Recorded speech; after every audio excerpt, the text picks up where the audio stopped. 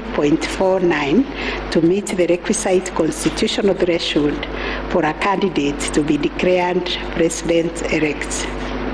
In the upshot, the percentage attained by each candidate was as follows: Raila Odinga 48.84%, William Ruto 50.48%, Waiga Mwaure 0.22%, and John Wanjakoya 0.43%. IEBC and its chairperson also submitted that the KIMS kits malfunctioned in 235 polling stations, necessitating the use of the printed voter register. In these polling stations, backup KIMS kits were later deployed for purposes of results transmission. The first respondent, in response to the question of 50+1 constitutional threshold, maintained that he attained the threshold under Article 138(4) of the Constitution as elaborated by the IEBC and the chairperson. This court has considered the differing formulas and threshold arguments presented by various parties to this petition, while the first, second, and third petitioners raised pertinent questions connected to this issue. We shall address them together with those of the sixth petitioner, who has addressed and focused on the issue as specifically framed in detail. It must be restated that the case made by the sixth petitioners concerns a data-specific threshold as enunciated under Article 138(4) of the Constitution, that without attainment of which there can be no declaration. This data-specific threshold is what this court declared in John Arun Mwau and two others versus IEBC and others. Petitions numbers 2 and 4 of 2017, consolidated, referred to as the ultimate yardstick for determining the winner in a presidential context.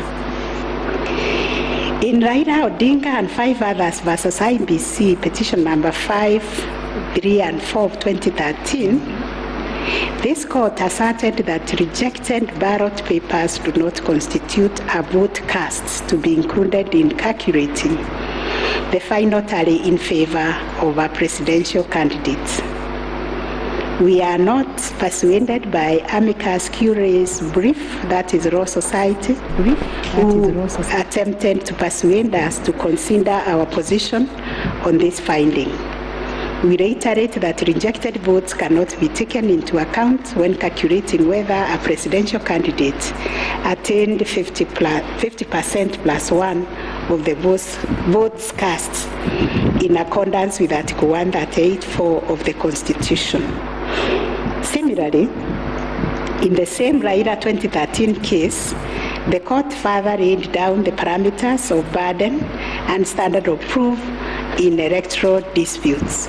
More specifically, the burden and standard of proof required in disputes challenging the outcome of a presidential election.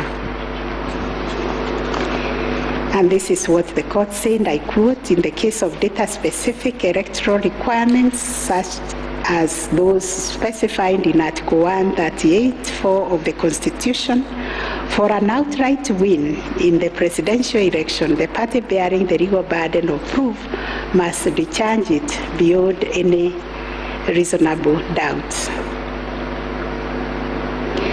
The question that follows was whether the petitioners challenging the attainment of 50% plus 1 constitutional threshold and the computation by the sixth petitioner in general met the standard of proof settled by this court in Raila 2013 case. The premise of the sixth petitioner's percentage computation was a press briefing made by the chairperson of IEBC on 10 August 2022, when the evidential burden shifted to IEBC and its chairperson, as it does in election cases. They produced video evidence correcting the percentage voter turnout to read 64 67.6 at the time of the briefing. This percentage, however, did not include reports from all the KIMS kits and 86,889 voters who were identified manually using the printed register of voters. In our view, the assertion by the sixth petitioner that the percentage voter turnout was firstly predicated on the uncorrected percentage given by the chairperson of IBC was negated by evidence adduced to prove the correction. Secondly, the sixth petitioner based his percentage of voter turnout on the total number of registered voters, while the chairperson of IBC made reference in the press briefing to the number of registered voters who were identified through the KIMS kits progressively. The sixth petitioner also asserted that rounding off of votes cast in a presidential election as a means of assessing the threshold under Article 138(4) of the Constitution kills and bars voters, which is illegal and unconstitutional. We have deliberated on this proposition and found that it is not mathematically sound and that the rounding off done by IBC and the chairperson was correct. Consequently, we find that the petitioners did not provide a watertight case to warrant the setting aside of the results of the presidential election on the basis of not having met the threshold provided under Article 138(4)(a) of the Constitution.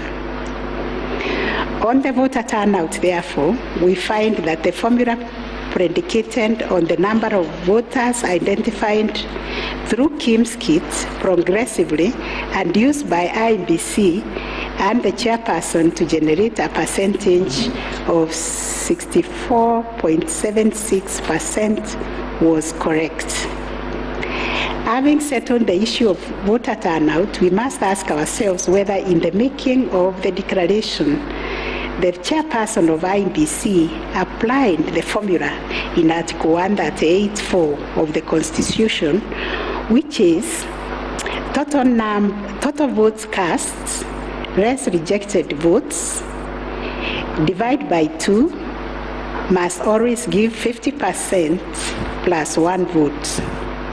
Given the numbers that were presented to us by IBC and the chairperson, this will translate to 14,213,137 divided by 2 plus 1, which makes 7.106,569.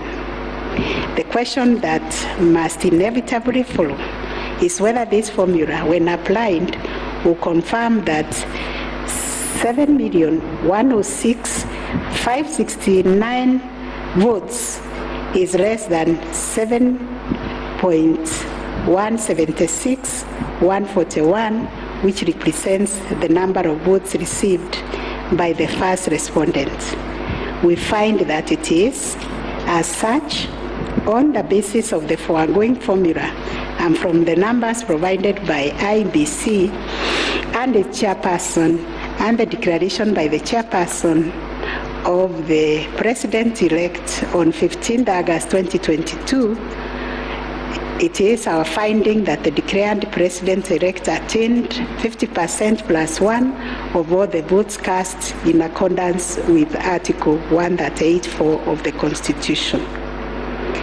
Issue number 8, on whether there were irregularities and illegalities of such magnitude as to affect the final result of the presidential election.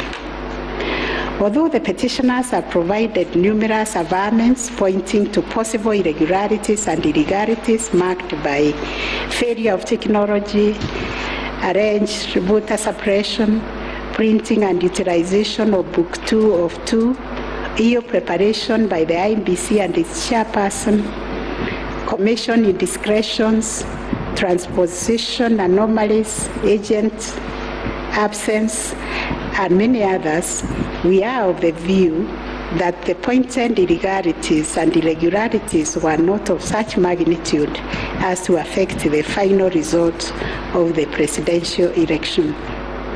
We will delve deeper into the details of this issue in our recent judgments. Last issue, what reliefs and orders can the court grant? Under Article 163(3) of the Constitution, it is provided that the Supreme Court will have A.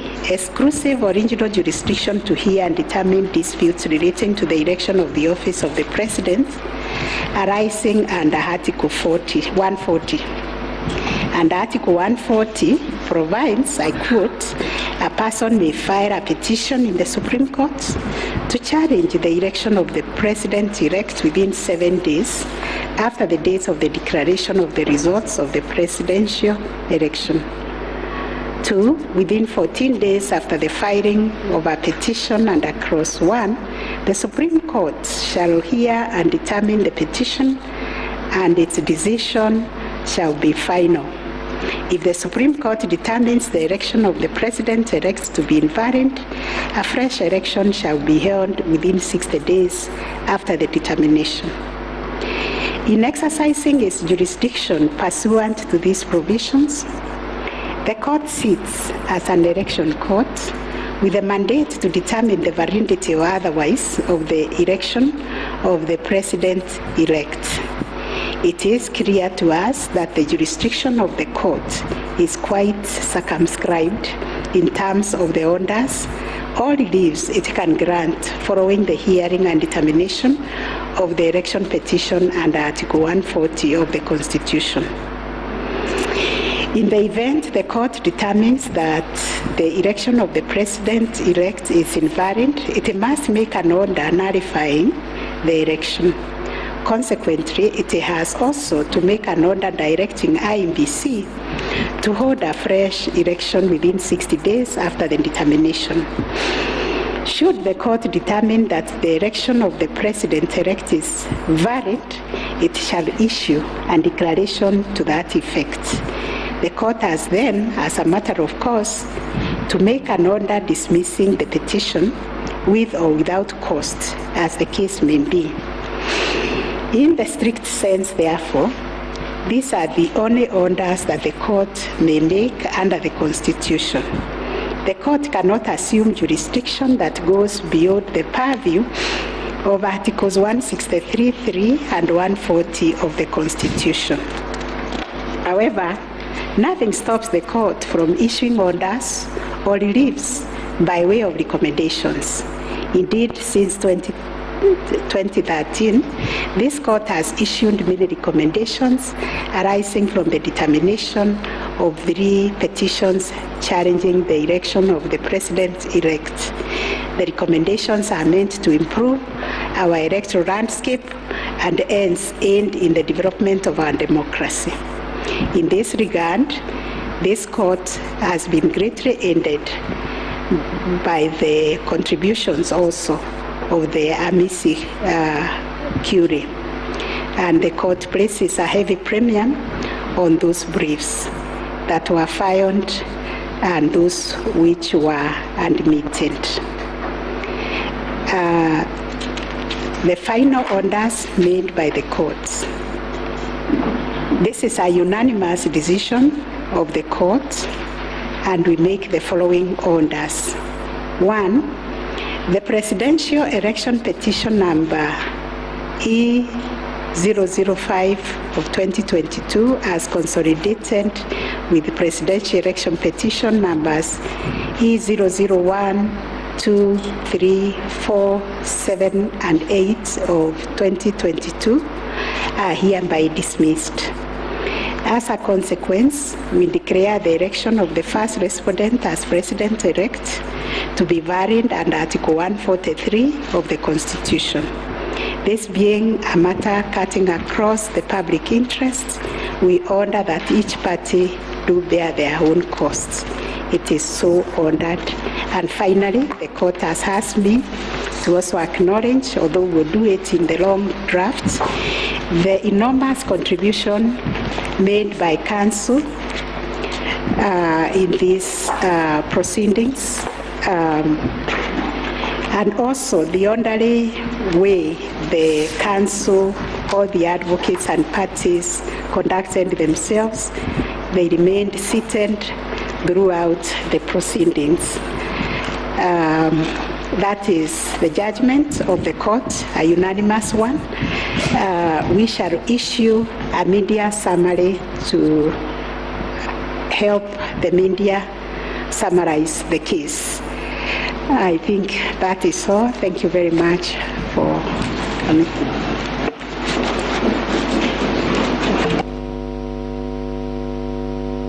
My Lady, Madam Chief Justice, and the learned judges of this court, again, I am requested by my colleagues to thank you most profusely for your labors into delivering this judgment, listening to all of us, and giving our nation this judgment so that we may move forward. Thank you, and God bless you.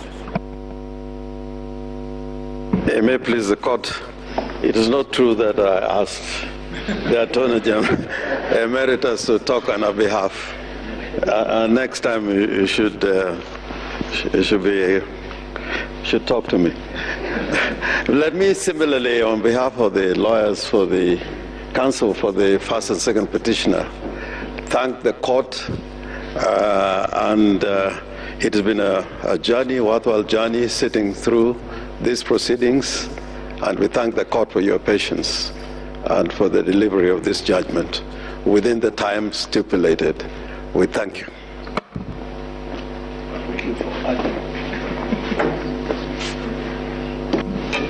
Madam President, members of the court, I wish to request just a couple of minutes for the chairperson of the Law Society of Kenya to make a few remarks in appreciation of the work that the court and Kenyans have done on this exercise, if you allow.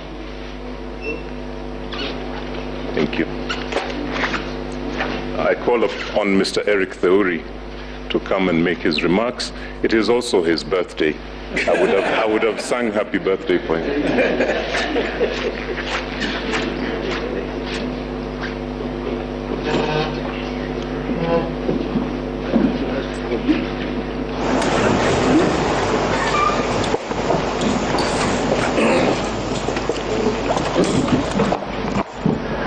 My Lord, the Chief Justice of the Republic of Kenya, the President of the Supreme Court, the Deputy Chief Justice, and all the Justices of the Supreme Court, I think it would only be fair that I make my remarks after Counsel for the Respondents, Senior Fred Ngatia, makes his remarks to the court.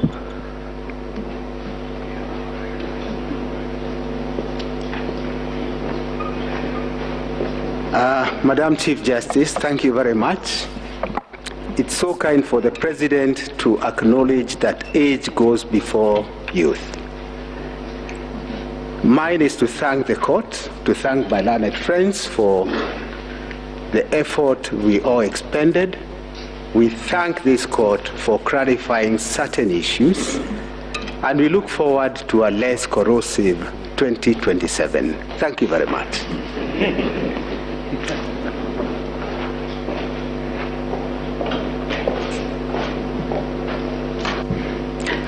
Madam Chief Justice, Madam Deputy Chief Justice, it's so nice to have two madams at the same time, and members of the court. Since there are only men talking, I decided that I should become a woman and talk. It's become too much of a male affair in here. But on behalf of I think we were the third petitioner, I wish to thank you, and you've clarified the Regulation 87.4, which I was feeling very passionately about, that it was unconstitutional from what I've heard. But thank you very much for the time you spent, and we do apologize if at times we looked like hooligans. I mean, you have said we behaved well, but we didn't behave as well as we should have. But thank you very much for your time and for delivering this judgment.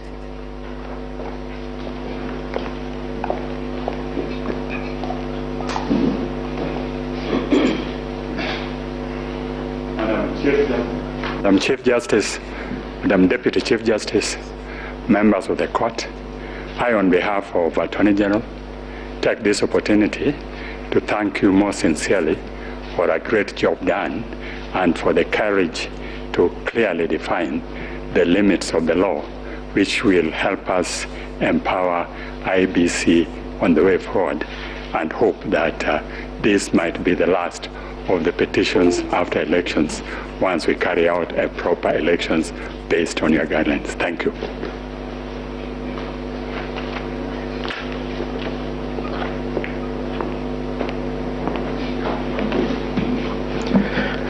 The Chief Justice and the Justices of the Supreme Court.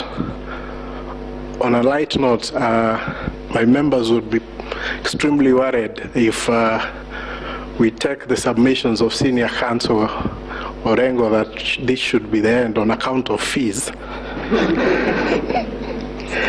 But Lady Chief Justice, on behalf of the Law Society and all the members of the society, we wish to first of all take this opportunity to thank the court in the manner in which it has conducted these proceedings, extremely efficient, especially in light of the really short and strict timelines that you've had.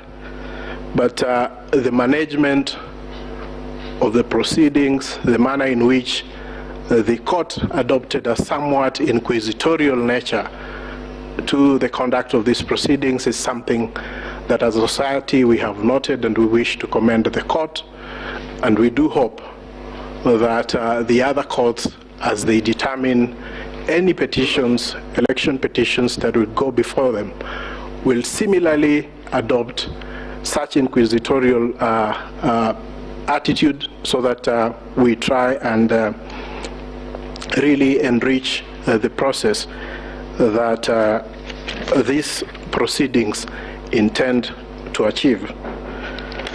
Secondly, I wish to also thank the council, all the advocates who have appeared before you. They have demonstrated extremely high standards of decorum and courtesy, and have also demonstrated a flair for persuasion of the court, including the use of PowerPoints, and of course the now famous pinky pinky ponky mimic. But all that really, I'm sure, has demonstrated, especially to the younger members of the society, how to conduct themselves before the court and how to really prepare a persuasive brief. And we thank all the advocates who appeared before this court for the good work that they have done.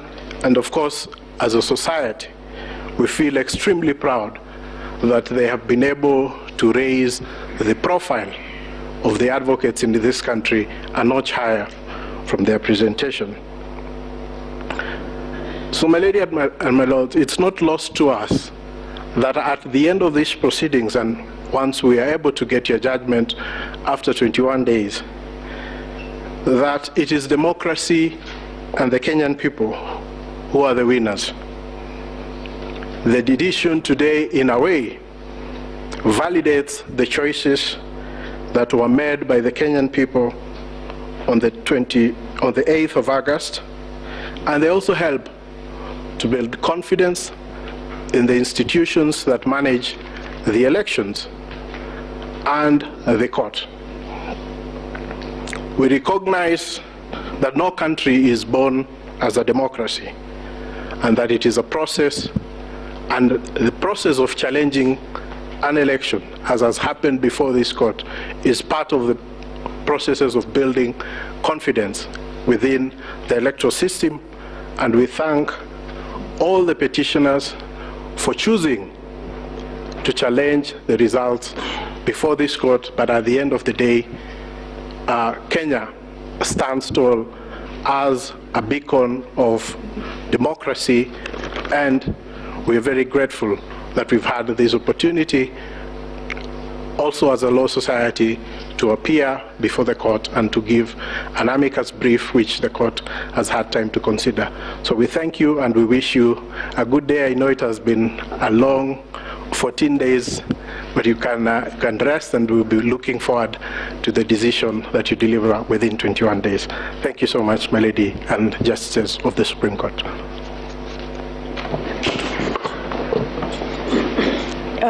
Thank you, Mr. President. I have been asked by the President of our court to react to your submissions, and in so doing, I am obliged to say that we are truly humbled by the statements that you have just made.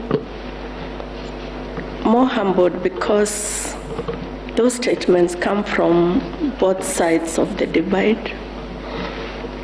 And thank you for appreciating what we have to do within a very short while. Thank you for appreciating that it wasn't our wish that we were doing what we were doing. We were doing the wish of the Constitution of Kenya 2010, the laws of the Republic, the facts of the cases that you placed before us, and the evidence in rebuttal. We know that, and we have repeatedly said this, the President and I, whenever we have had time to talk to you in other fora, that we are incomplete without this side of the bar.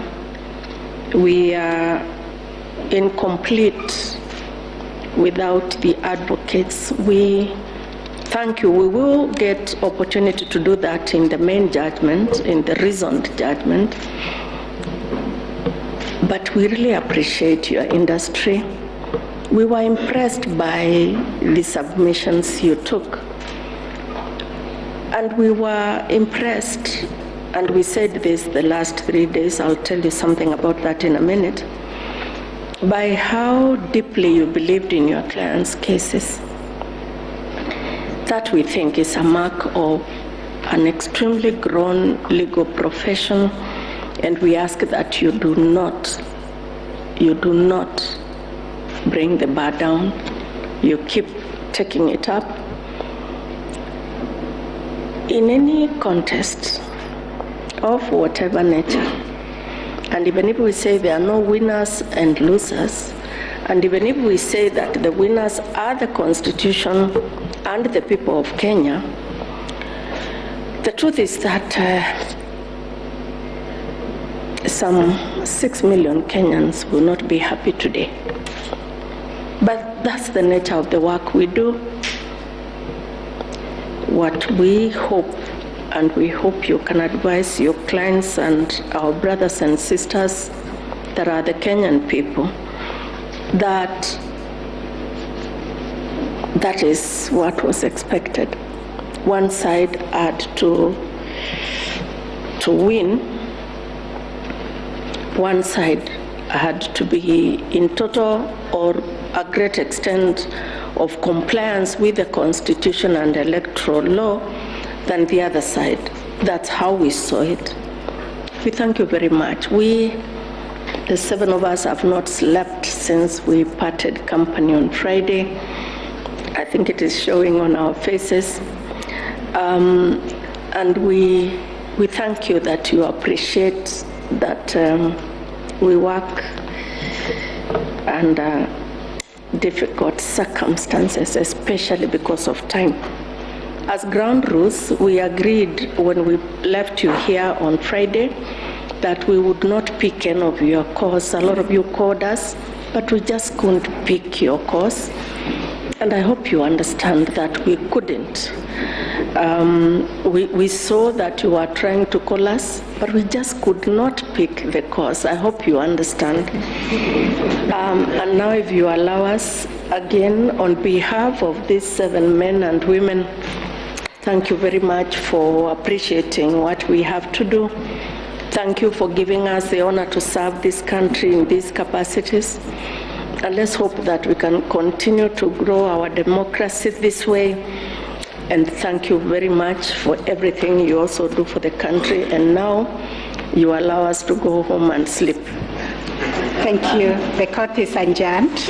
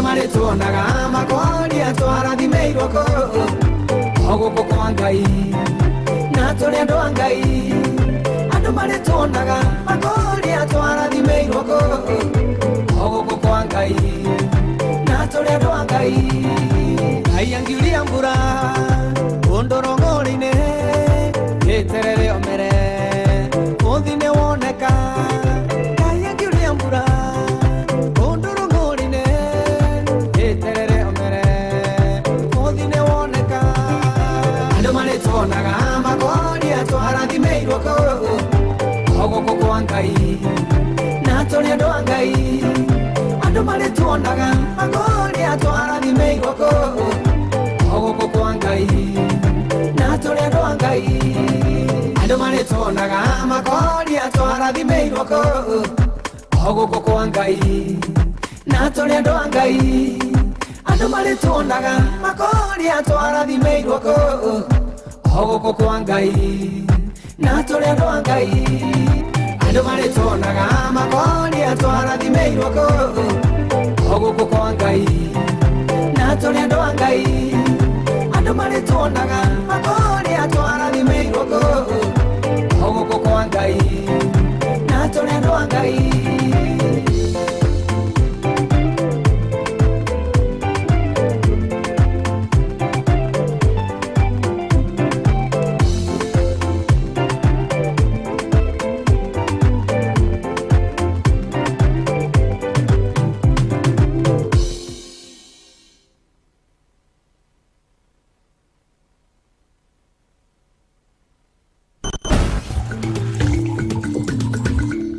Nima nĩ Gĩthima Radio ũrĩ mũciĩ mũnene wa Nakuru City na matũũra marĩa marigicĩirie mũciĩ ũyũ thimũ yaku rĩu no ĩthirire mwaki nĩ amu no tũthikĩrĩria rĩu mathaa 24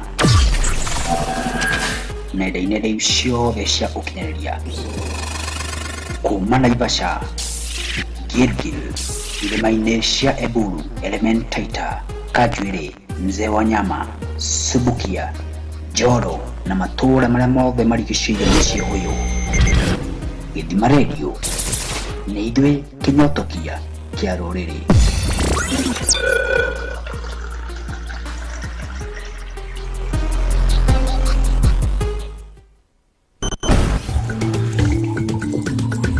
Gĩthima gĩa tarada aini arĩa mareyũkĩrĩria mĩgambo mĩcunge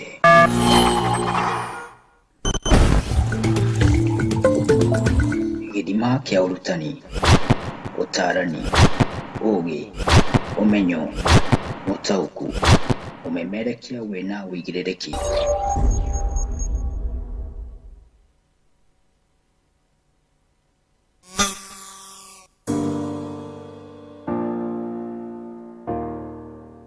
Ciegera thaa 3 cia ũtukũ Luka 3 kamũharika 4 he mũgambo wa mũndũ ũkwanĩrĩra werũ-inĩ ũkoiga ndekai kĩng'aratua kĩa Mwathani rũngariai njĩra ciake ũrathikĩrĩria tabarĩra ya kĩng'aratua tũkaharĩrĩria njĩra cia ũthingu nginyagia thaa 6 cia ũtukũ tabarĩra ya kĩng'aratua Gĩthima-inĩ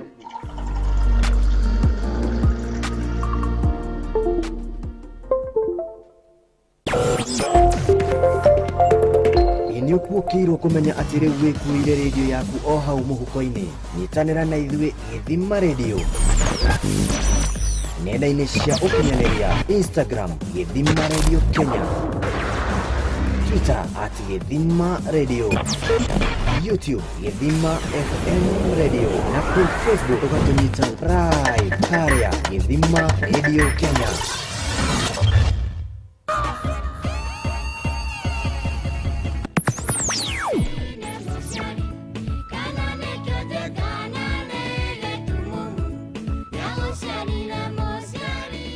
O muthenya wa juma cihanda thinacara cia rũcinĩ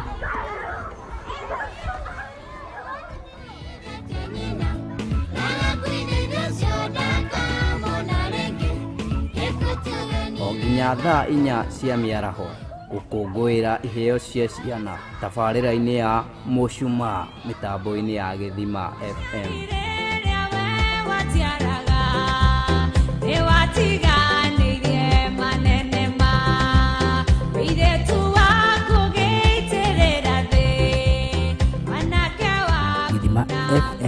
Githima FM.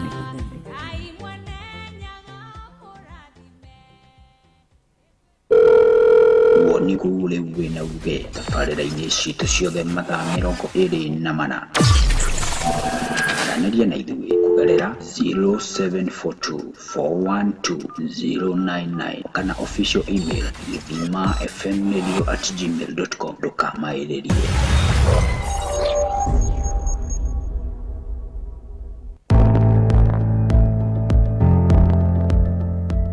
Ini oi niki gitumaga biacara ciahande na customer makarara-ini metereire matungatĩrwo. Thiri nĩ ithuĩ Githima Radio gũthondeka imenyithia cia mĩhĩrĩga yothe na rũthiomi rwaku. Ĩni nyota wa customer ũgathirĩra wĩra-inĩ waku, nĩ amu ithuĩ nĩ ithuĩ kĩmũhotokia kĩa rũrĩrĩ.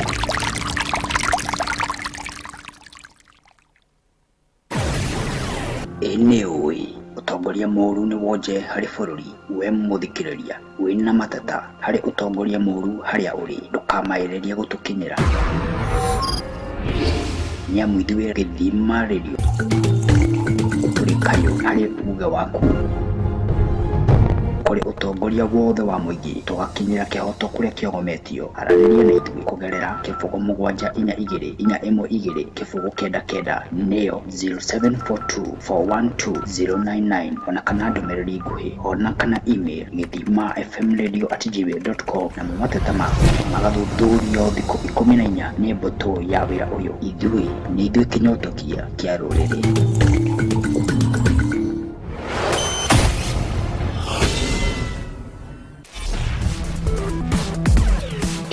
Kuona maimaya twagũtahĩra matano njũnjũ nĩũndũ na nĩũndũ wa matua marũmarũ nĩũndũ wa kwambo ĩni kuma kĩrĩma-inĩ gĩa Zainzaini ũkamũrania mathethethũ mena mũcamo o wa mwambĩrĩrio ũnginyagia kia nĩamu ithuĩ nĩ ithuĩ kĩnyotokia kĩa rũrĩrĩ. Githima Radio.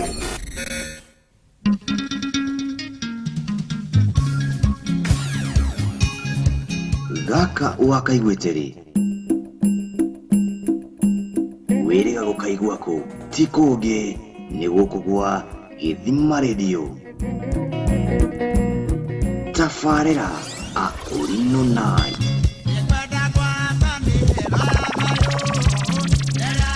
O ciahanda thaa 3 cia ũtukũ nginyagia thaa 7.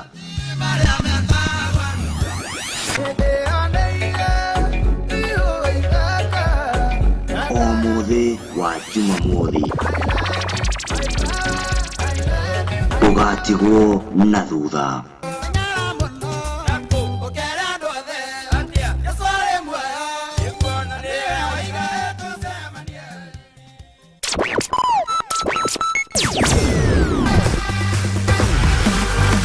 O wa mwambĩrĩrio nginyagia wa gatano ciagĩra thaa 7 nginyagia thaa 10 cia hwaĩ-inĩ.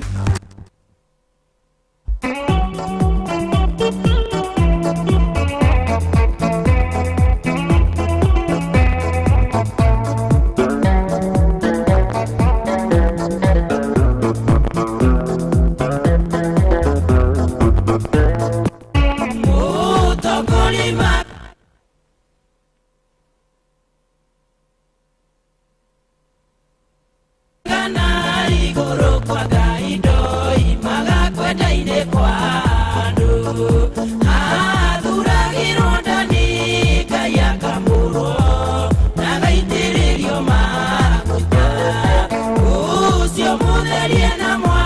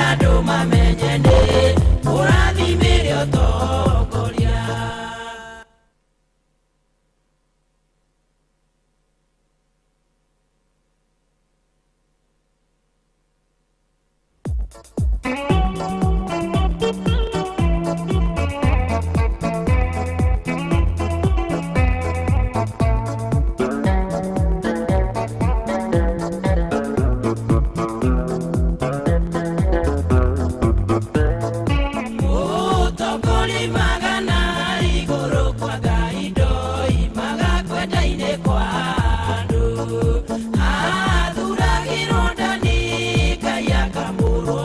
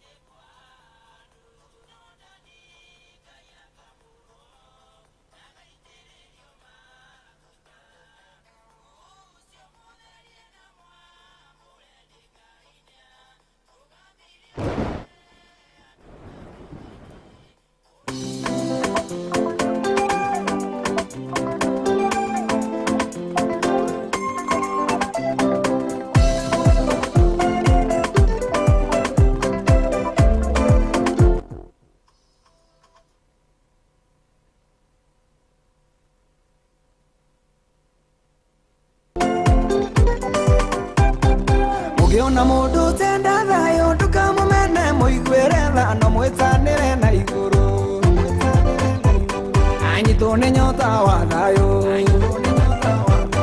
akude thayo tuone thayo ugiona mundu tenda thayo ndukamumene muiguire thano mwitanire na iguru anyitwo ni nyota wa thayo akude thayo tuone thayo jaria thayo wakwa nginya matũra-inĩ nũgie mwathani kwenda thayo uraro cimaga mbara-inĩ wĩrutanĩrie njarie thayo wakwa nginya matũra-inĩ nũgie mwathani kwenda thayo uraro cimaga mbara-inĩ arĩa makuĩrĩire iria-inĩ mateng'eretie Isiraeli kũu kwarĩo kwĩyendera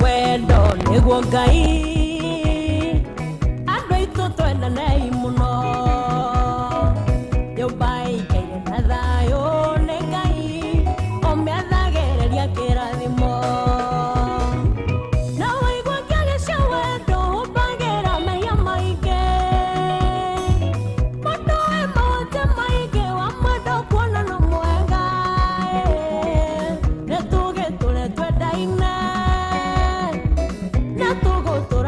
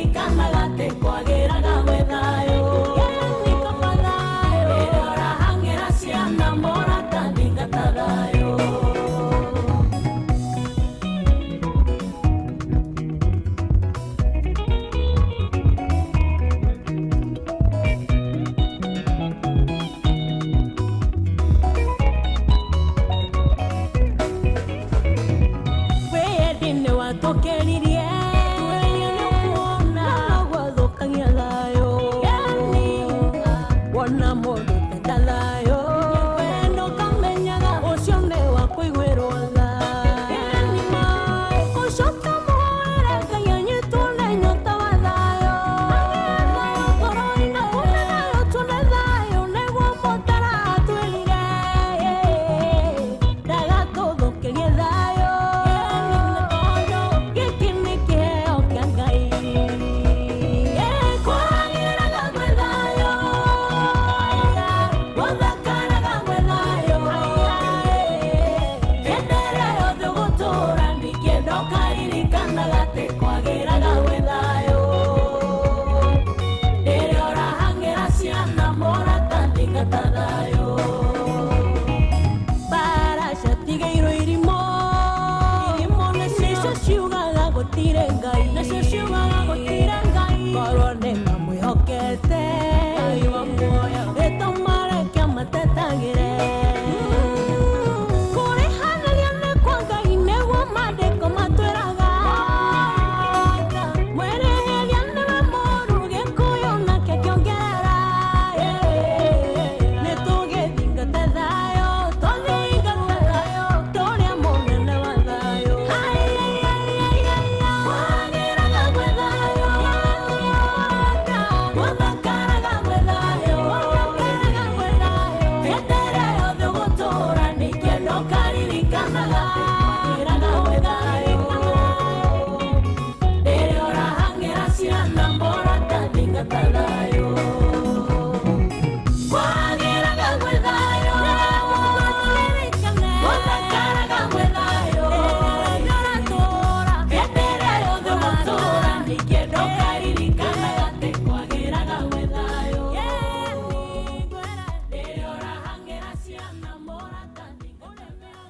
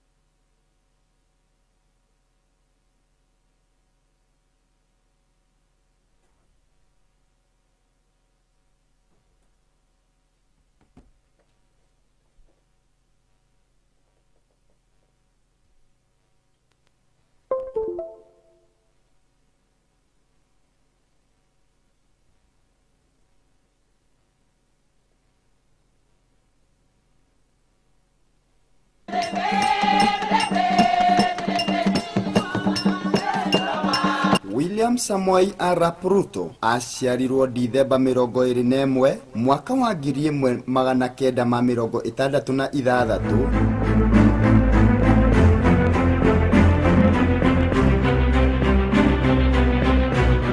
I, William Samoei Ruto,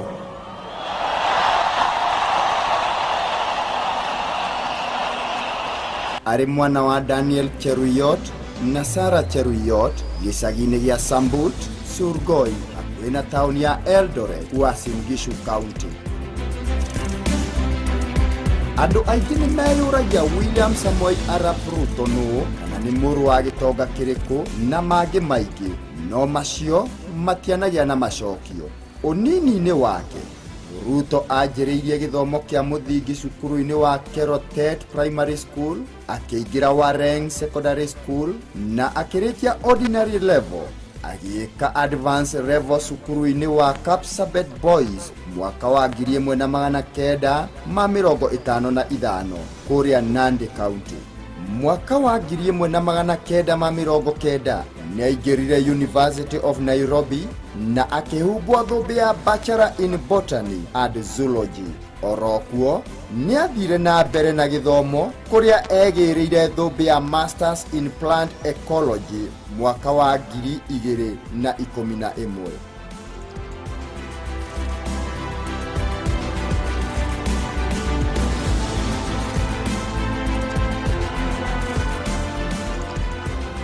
mwaka-inĩ wa 2018 nĩ ahumbirwo thũmbĩ ya Doctor of Philosophy nĩyo PhD in Plant Ecology o kũu University of Nairobi. Thabarĩ ya William Samoei Arap Ruto ya gĩũteti yanjĩrĩirie mwaka wa 1992 rĩrĩa atuirwo Organizing Secretary wa Youth for KANU 1992 nĩyo YK92. Gĩkĩ nĩ gĩkundi kĩombĩtwo gũteithĩrĩria mũtigairĩ President Moi gũcaria kura cia gĩturwa gĩa president mwaka wa 1992. Ihinda-inĩ rĩu mwaka oro ũcio wa 1992 nĩguo mũng'ethanĩro kana opposition watongoragia nĩ Ford Kenya, Ford Asili na DP. Ciama ici ciarĩ mahenya-inĩ ma kũhamũrithia President Moi ũrĩa wathanĩte makĩria ma mĩaka 10 na ndonanagia dalili cia kũrekia ũtongoria. William Ruto anatuĩka mũndũ wa moko wa Cyrus Jirongo, kĩrĩa kĩanatũma kũgĩe na njirano gatagatĩ ka Ruto na Jirongo, makĩria rĩrĩa Ruto ambatĩrire ngathĩ Jirongo atarĩ akuhĩrĩria. Kuma Organizing Secretary wa Youth for KANU 1992 kana YK92, Ruto ndarĩ agũagũa kwĩhanda gĩũteti. Ũmũthĩ ngumo yake ndĩanaiganĩra Rift Valley iki, ĩndĩ Kenya handũ ya rũma. I, William Samoei Ruto, in full realization of the high calling I assume as Deputy President of the Republic of Kenya, do swear that I will be faithful and bear true allegiance to the Republic of Kenya. Mayu make manjĩrĩirie kwĩyumĩria hĩndĩ ĩrĩa ahotanire akĩmũhota Reuben Chesire gĩturwa-inĩ kĩa mũmbunge wa Eldoret North. Mwaka wa 1998 Ruto nĩamũrirwo nĩ Moi arĩ mũnini wa Minister, Office of the President. Wathani-inĩ wa KANU, Moi anĩrĩra kũnyita guoko Uhuru wa Kenyatta kũrũĩrĩra gĩturwa gĩa president. Ateti ta George Saitoti, Mudi Awori, Raila Odinga, Kalonzo Musyoka na angĩ aingĩ nĩ mathamire KANU. Hau Ruto agĩtuĩka Secretary General wa New KANU. Thutha wa mĩatũka kũgĩa kĩama-inĩ kĩa NARC nĩyo National Rainbow Coalition, Ruto nĩ matumire ndũgũ ya gĩũteti na Raila Odinga wa LDP. Kura-inĩ ya mawoni mwaka wa 2005, Ruto nĩ manyitanire na Raila Odinga, Najib Balala, Musalia Mudavadi na Moi magũithie gatiba mũhano ĩrĩa yetagwo katiba ya Wako. Mwaka wa 2006, Ruto nĩanĩrĩire matanya ma kũrũĩrĩra gĩturwa kĩa president ithurano-inĩ cia Dithemba cia mwaka wa 2007. Ũndũ ũyũ nĩ watũmire okĩrĩrwo nĩ aruna ake kĩama-inĩ gĩa KANU nginyagia Moi we mwene. Macũngĩrĩra nĩathamire kĩama gĩa KANU agĩthamĩra ODM ena matanya nĩangĩamũrirwo mũrirũkia wa bendera ya gĩturwa gĩa president. Wamũrani-inĩ wa ciama wa mweri wa kenda mwaka wa 2007, Ruto nĩacindirwo kũrĩa Raila Odinga amũrirwo na Ruto agĩtuĩka wa gatatũ, no akĩnyita Raila guoko. Ndeto ĩno nĩyatũmire Raila na Ruto magĩe ngumo nene ona ũhotani wa iturwa kũrĩa Rift Valley. Thutha ũcio ithurano cia mwaka wa 2007 nĩciagĩire na ngahĩha na President Mwai Kibaki na Raila magĩcũngĩrĩrio kũmba thirikari ya ngwatanĩro, nake Ruto akĩamũrwo Minister wa ũrĩmi. Nĩacokire akĩamũrwo Minister wa Higher Education, gĩturwa kĩrĩa aũrirwo thutha wa gwĩkũĩrwo ngukumio. And being in a responsible position like me as minister, it would be highly responsible for me to continue to see a trend that we are spending public money, churning out graduates. Thutha ũcio Ruto arĩ o mũmbunge wa Eldoret North nĩ matiganire na Raila na akĩũmba kĩama kĩa United Republican Party nĩkĩo URP, kĩrĩa kĩngĩamũhotithirie kũrũĩra gĩturwa kĩa president. William Ruto anahaica ngathĩ o kahora thirikari-inĩ, ũndũ ũyũ ũkĩmuonania ta mũndũ wĩ ũkirĩrĩria ona wĩkĩo. Kĩo gĩkĩ kĩanoneka rĩrĩa athomagĩra University of Nairobi arĩ mwendia wa ngũkũ nĩguo one school fees.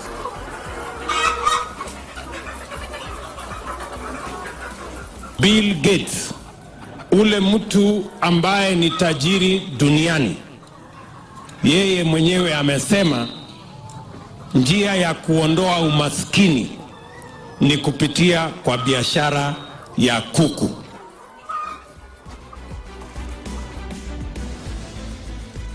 Maciaro ma uteti wake monekanire mwaka wa 2013 mweri-inĩ wena mweri kenda riria ehĩtithirio arĩ deputy president wa mbere Kenya, Githurano kiria akoretwo agitungatira kinyagia umuthi. Harĩ ngathĩ ĩngĩ, Ruto nĩamũrirwo ta acting president mweri 6 Oktoba ni President Uhuru Kenyatta uria wathiaga cira igoti-inĩ ria ICC Hague.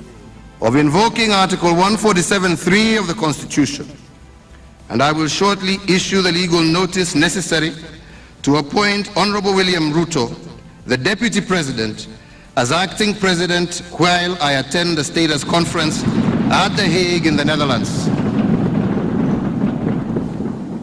Cira wao na Uhuru Kenyatta utanahora ICC, Ruto ni manyitanĩire na makiũmba ngwatanĩro kuma URP na TNA kumahotithia kũiyũkia gĩturwa gĩa president mwaka wa 2017. Hau makiũmba kĩama kĩa Jubilee. Ruto ni acagũrirwo ta running mate wa Uhuru ithurano-inĩ cia Dithemba mwaka wa 2017. Thengia ya thabarĩ ya gĩũteti, Ruto anekora magoti-inĩ cira uria munene wa igoti-inĩ ria kimabũrũri ria ICC Hague, kuria mathitangĩtwo magĩkũĩrwo gũcogera ngũĩ cia thutha wa ithurano mwaka-inĩ wa 2007 na 2008. Mathitangĩtwo marĩ hamwe na Uhuru Kenyatta, Major General Hussein Ali, Francis Muthaura, Joshua Arap Sang na Henry Kosgei. Harĩ ũtonga wake, William Ruto ageragirio gukorwo ari na indo cia muigana wa bilioni 40 kana muigana wa dola milioni 400 cia ruraya. William Samoei Arap Ruto ni muthuri wina mucii wake ni gukorwo ni ahikirie Rachel Chebet mwaka wa 1991 ni ithe wa ciana 6. Umuthi uyu thutha wa wathani wa Jubilee gukinya muthia kuringana na gatiba, Ruto akoretwo ari ihenya-inĩ ria kuhuranira giturwa kia president. Samoei Ruto do solemnly accept to be the presidential candidate of the United Democratic Alliance Party in the national general elections to be held on the 9th August 2022.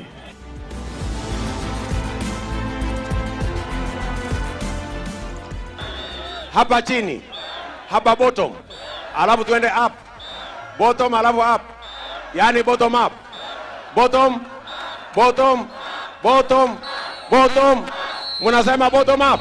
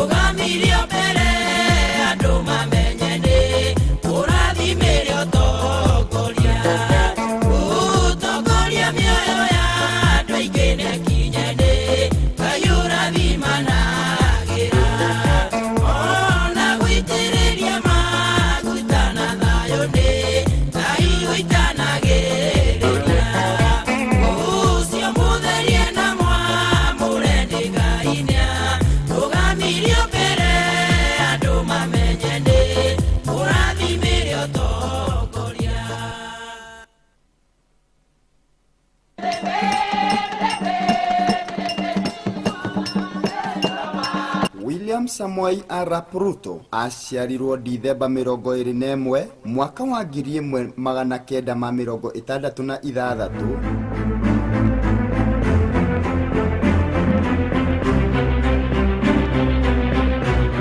I, William Samoei Ruto,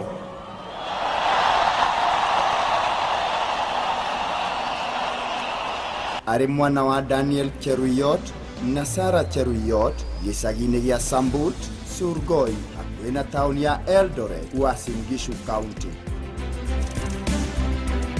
Andũ aingĩ nĩ meyũragia William Samoei Arap Ruto nũ kana nĩ mũrũ wa gĩtonga kĩrĩkũ na mangĩ maingĩ, no macio matianagia na macokio. Ũnini-inĩ wake Ruto anjĩrĩirie gĩthomo kĩa mũthingi cukuru-inĩ wa Kerotet Primary School, akĩingĩra Wareng Secondary School na akĩrĩkia ordinary level, agĩĩka advanced level cukuru-inĩ wa Kapsabet Boys mwaka wa 1955 kũrĩa Nandi County. Mwaka wa 1990 nĩaingĩrire University of Nairobi na akĩhumbwo thũmbĩ ya Bachelor in Botany and Zoology. Orokuo nĩathire na mbere na gĩthomo kũrĩa egĩrĩire thũmbĩ ya Masters in Plant Ecology mwaka wa 2011.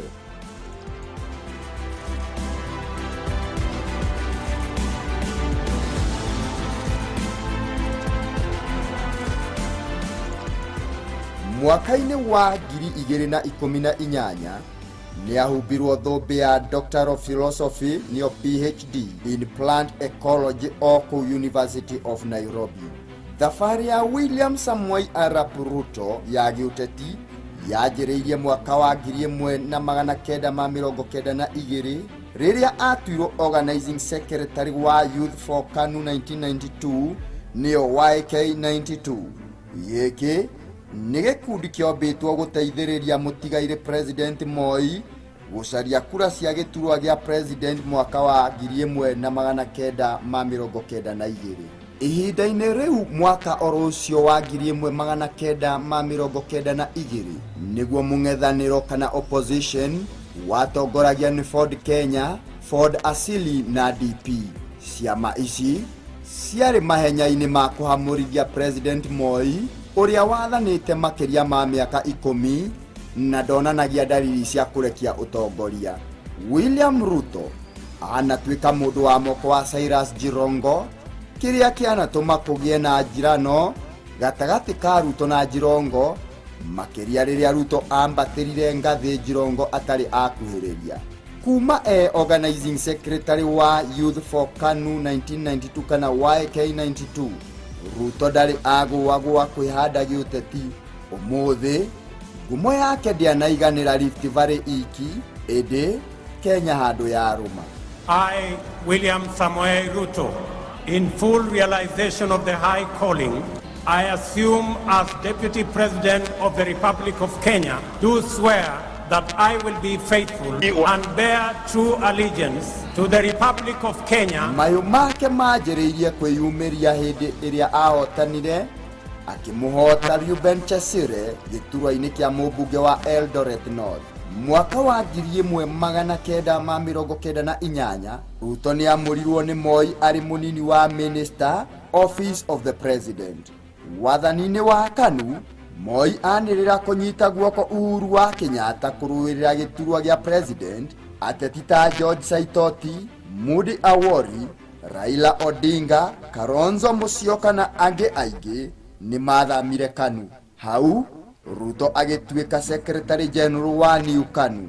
Thutha wa mĩatũka kũgĩa kĩama-inĩ kĩa NARC nĩyo National Rainbow Coalition, Ruto nĩ matumire ndũgũ ya gĩũteti na Raila Odinga wa LDP. Kura-inĩ ya mawoni mwaka wa 2005, Ruto nĩ manyitanire na Raila Odinga, Najib Balala, Musalia Mudavadi na Moi magũithie gatiba mũhano ĩrĩa yetagwo katiba ya Wako. Mwaka wa 2006, Ruto nĩanĩrĩire matanya ma kũrũĩrĩra gĩturwa kĩa president ithurano-inĩ cia Dithemba cia mwaka wa 2007. Ũndũ ũyũ nĩ watũmire okĩrĩrwo nĩ aruna ake kĩama-inĩ gĩa KANU nginyagia Moi we mwene. Macũngĩrĩra nĩathamire kĩama gĩa KANU agĩthamĩra ODM ena matanya nĩangĩamũrirwo mũrirũkia wa bendera ya gĩturwa gĩa president. Wamũrani-inĩ wa ciama wa mweri wa kenda mwaka wa 2007 Ruto nĩacindirwo kũrĩa Raila Odinga amũrirwo na Ruto agĩtuĩka wa gatatũ no akĩnyita Raila guoko. Ndeto ĩno nĩyatũmire Raila na Ruto magĩe ngumo nene ona ũhotani wa iturwa kũrĩa Rift Valley. Thutha ũcio ithurano cia mwaka wa 2007 nĩciagĩire na ngahĩha na President Mwai Kibaki na Raila magĩcũngĩrĩrio kũmba thirikari ya ngwatanĩro, nake Ruto akĩamũrwo minister wa ũrĩmi. Nĩacokire akĩamũrwo minister wa higher education, gĩturwa kĩrĩa aũrirwo thutha wa gwĩkũĩrwo ngukumio. Being in a responsible position like me as minister, it would be highly responsible for me to continue to see a trend that we are spending public money, churning out graduates. Thutha ũcio Ruto arĩ o mũmbunge wa Eldoret North nĩmatiganire na Raila na akĩũmba kĩama kĩa United Republican Party nĩkĩo URP kĩrĩa kĩngĩamũhotithirie kũrũĩra gĩturwa kĩa president. William Ruto anahaica ngathĩ o kahora thirikari-inĩ, ũndũ ũyũ ũkĩmuonania ta mũndũ wĩ ũkirĩrĩria ona wĩkĩo. Kĩo gĩkĩ kĩanoneka rĩrĩa athomagĩra University of Nairobi arĩ mwendia wa ngũkũ nĩguo one school fees.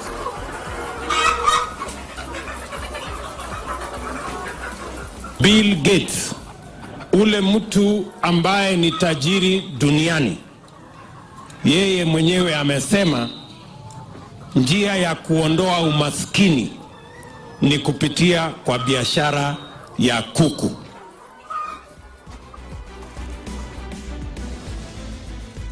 Maciaro ma ũteti wake monekanire mwaka wa 2013 mweri-inĩ wena mweri kenda rĩrĩa ehĩtithirio arĩ deputy president wa mbere Kenya, gĩturwa kĩrĩa akoretwo agĩtungatĩra kinyagia ũmũthĩ. Harĩ ngathĩ ĩngĩ Ruto nĩamũrirwo ta acting president mweri 6 Oktoba nĩ President Uhuru Kenyatta ũrĩa wathiaga cira igoti-inĩ rĩa ICC Hague.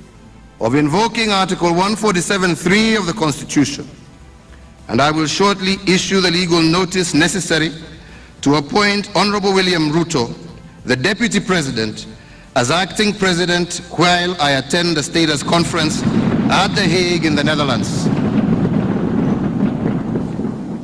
Cira wao na Uhuru Kenyatta utanahora ICC, Ruto nĩmanyitanĩire na makĩũmba ngwatanĩro kuma URP na TNA kũmahotithia kũiyũkia gĩturwa gĩa president mwaka wa 2017. Hau makĩũmba kĩama kĩa Jubilee. Ruto nĩacagũrirwo ta running mate wa Uhuru ithurano-inĩ cia Dithemba mwaka wa 2017. Thengia ya thabarĩ ya gĩũteti, Ruto anekora magoti-inĩ cira ũrĩa mũnene wĩ wa igoti-inĩ rĩa kĩmabũrũri rĩa ICC Hague, kũrĩa mathitangĩtwo magĩkũĩrwo gũcogera ngũĩ cia thutha wa ithurano mwaka-inĩ wa 2007 na 2008. Mathitangĩtwo marĩ hamwe na Uhuru Kenyatta, Major General Hussein Ali, Francis Muthaura, Joshua Arap Sang na Henry Kosgei. Harĩ ũtonga wake, William Ruto ageragĩrio gũkorwo arĩ na indo cia mũigana wa bilioni 40 kana mũigana wa $400 milioni 400 cia rũraya. William Samoei Arap Ruto nĩ mũthuri wĩna mũciĩ wake nĩ gũkorwo nĩahikirie Rachel Chebet mwaka wa 1991 nĩ ithe wa ciana 6. Ũmũthĩ ũyũ thutha wa wathani wa Jubilee gũkinya mũthia kũringana na gatiba, Ruto akoretwo arĩ ihenya-inĩ rĩa kũhũranĩra gĩturwa kĩa president. Samoei Ruto do solemnly accept to be the presidential candidate of the United Democratic Alliance Party in the national general elections to be held on the 9th August 2022.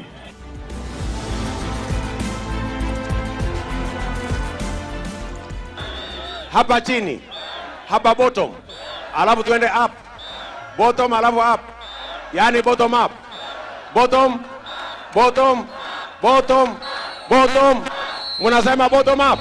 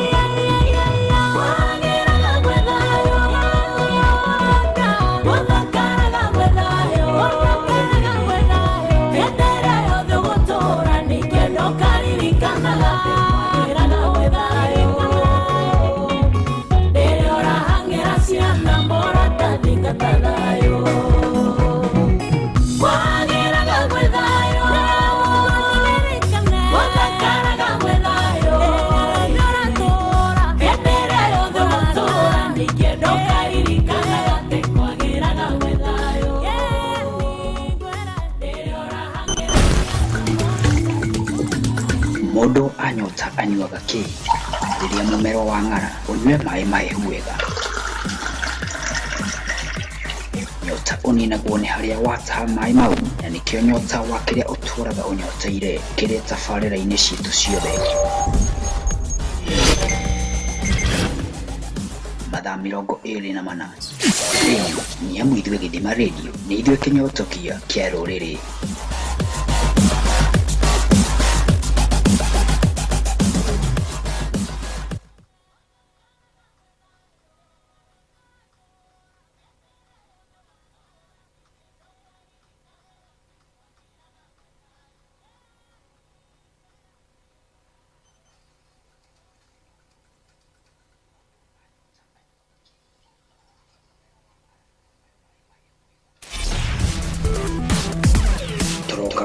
Na maimaya twagũtahĩra matano junju mwĩthĩ Githurano nĩ ũndũ wa matua marũmarũ, nĩ ũndũ wa waku ĩni kuma kĩrĩma-inĩ gĩa Zayuni ũkamũnywe mathethũ mena mũcamo o wa mwambĩrĩrio kũnginyagia kĩkia nĩ amu ithuĩ nĩ ithuĩ kĩnyotokia kĩa rũrĩrĩ.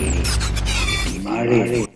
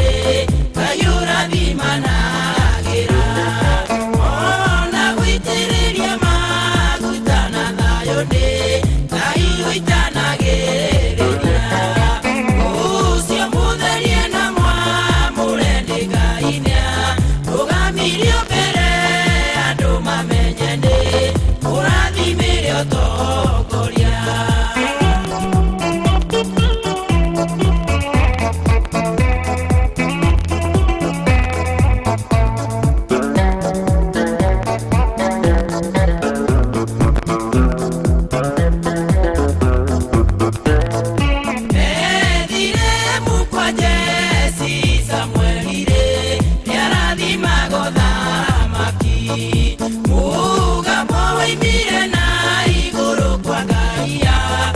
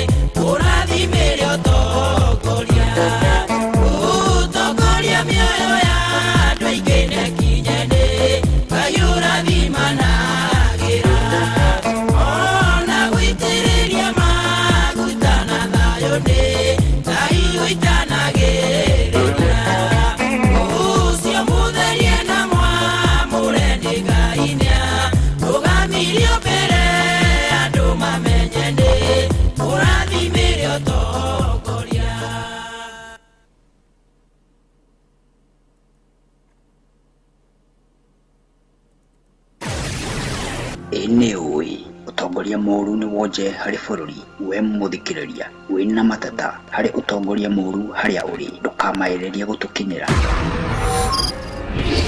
nyamu ithuĩ Githima Radio tũrĩ kayũ harĩ uga waku kũrĩ ũtongoria wothe wa mũingĩ tũgakinyĩra kĩhoto kũrĩa kĩogometio aranĩria na ithuĩ kũgerera kĩbũgũ 722-412 kĩbũgũ 99 nĩyo 0742412099 ona kana ndũmĩrĩri nguhĩ ona kana email githimafmradio@gmail.com na mateta maku magathuthurio thikũ 14 nĩ mbũtũ ya wĩra ũyũ ithuĩ nĩ ithuĩ kĩnyotokia kĩa rũrĩrĩ.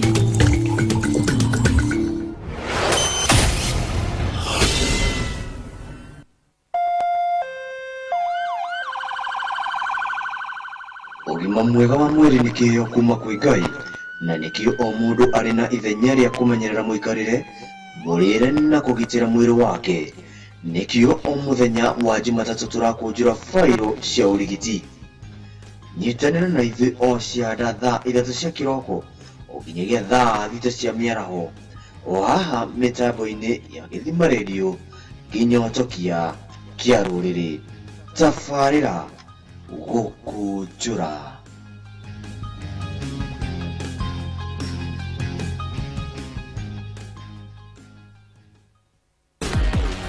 Kĩhumo kĩa ũndũ o wothe nĩ kĩrĩ gĩtĩo kĩa mwanya. Ngumo ĩthiaga ĩgatiga mwene na nĩkĩo ngumo na kĩhumo gĩa bũrũri wa makorobia ma haci ĩtangĩriganĩra. Gũkũ nĩkũ wĩ mwena wa Kĩrwara, Kĩhumbu-inĩ, Kandara, Kangarĩ, Kĩgumo, Kambĩrwa, Kĩrĩa-inĩ, Kabiti, o nginyagia Keno. Ĩni na tũgatobora ndobori ya maĩ matheru. Ciana na andũ agima mena rũtha rwa gũtahĩrĩra tabarĩra-inĩ citũ ciothe. Murang'a County, Githima Radio twĩkuo ta mateke ndaci-inĩ.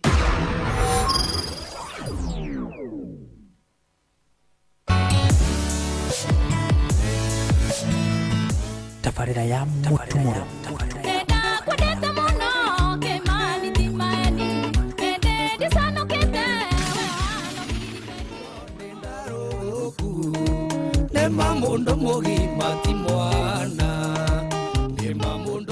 O mũthenya wa Juma cihanda thaa 4 o nginyagia thaa 8 cia mĩaraho.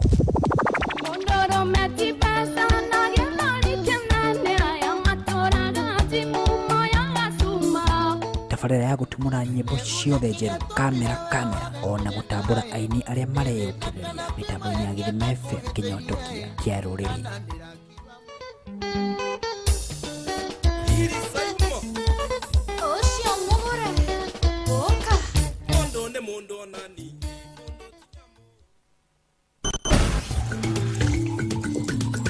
Ndũrabatara kũrĩrĩria gũkũ nĩkũ, nĩamu ĩmenyagwo na mũkuhĩrie ona kana mayo makinya kuma mwaka wa 2019 nĩyũĩkaine mũtambo kwagĩra ona magĩtua matua ma gũtũra kuo. Githima Radio kĩnyotokia kĩa rũrĩrĩ.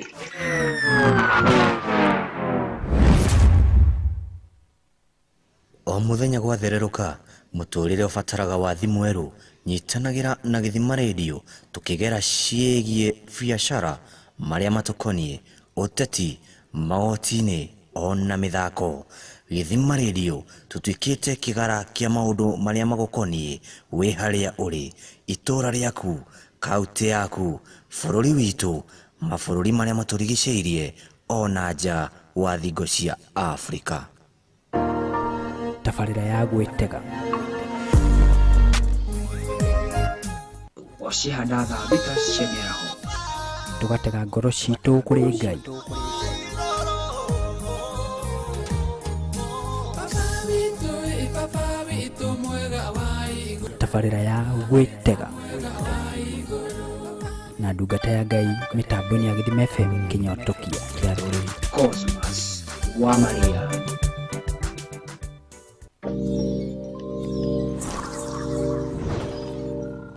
Wonjoria wothe rĩu ũrĩ thimũ-inĩ ĩyo ũnyitĩte na guoko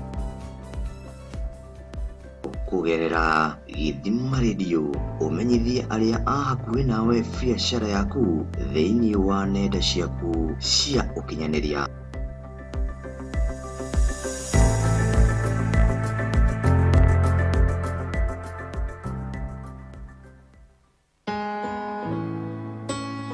Ũcihanda thita ciaku nĩ kũrathĩra mũthenya mwerũ gũthathaiya Ngai witũ na ũtaũku wa marĩa magũkoni ma tabarĩra citũ ciothe o nginyagia thaa 10 ũgĩthererũka tabarĩra-inĩ ruoro rwa gũthathaiya.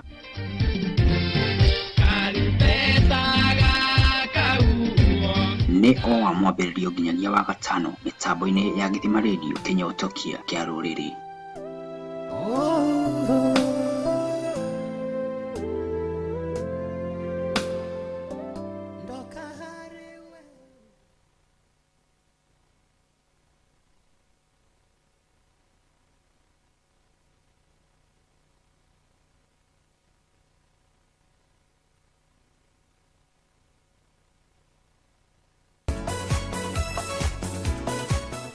We muhuri wa biacara wĩrekie rũthĩa rĩu wĩhande na ũcamba nĩ amu kĩgara gĩa biacara nĩ gĩakinya biacara-inĩ yaku. Twarĩrie kũgerera kĩbũgũ 742 3 kĩbũgũ 19 nĩyo 0742 313 091. Biacara yaku ĩtuĩke gĩtumĩro gĩa customer.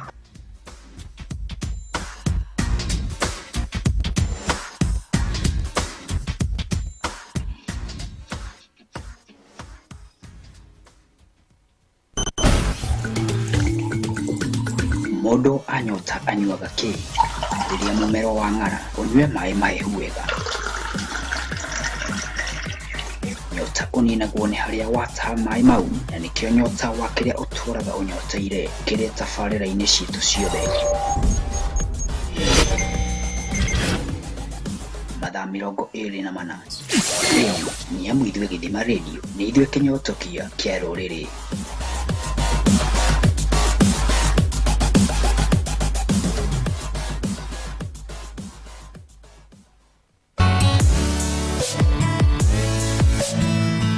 tabarĩra ya mũtumũro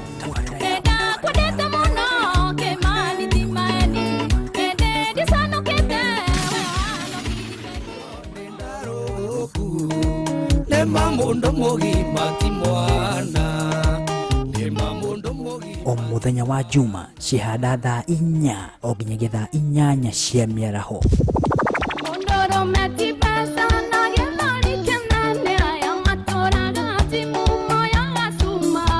Tabarĩra ya gũtumũra nyĩmbo ciothe njerũ, kamera ona gũtambũra aini arĩa mareyũkĩrĩria mĩtambo-inĩ ya Githima FM Kinyotokia kĩa rũrĩrĩ.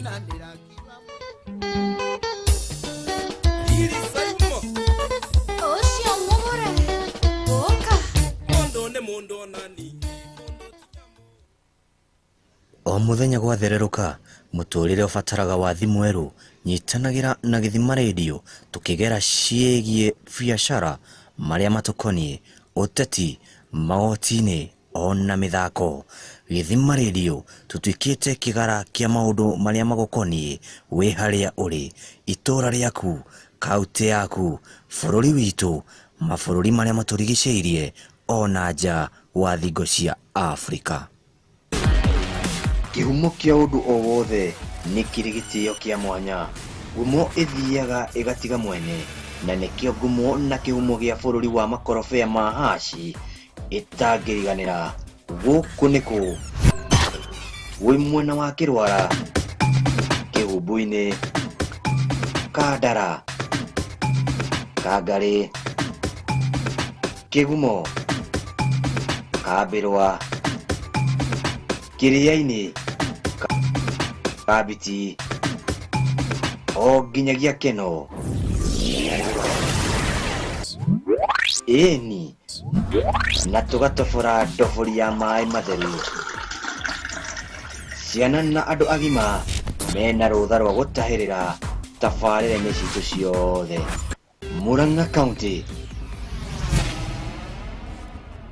Githima Radio, twĩkuo ta mateke ndaci-inĩ.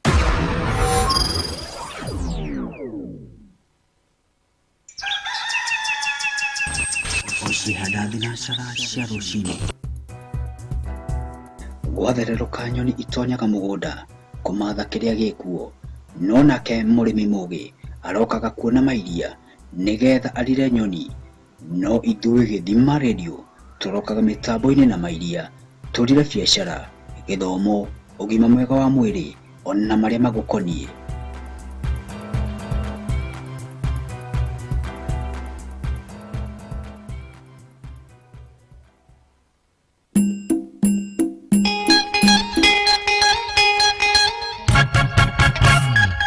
Mũthĩ wa kiumia ciegera thaa mũgwanja cia mĩaraho gũkũngũĩra iheo cia Akorino.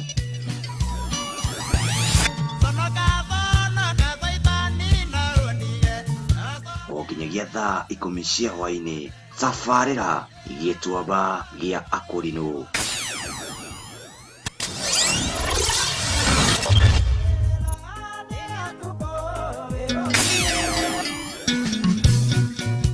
Mitambo-inĩ ya Githima Radio kĩnyotokia kĩa rũrĩrĩ.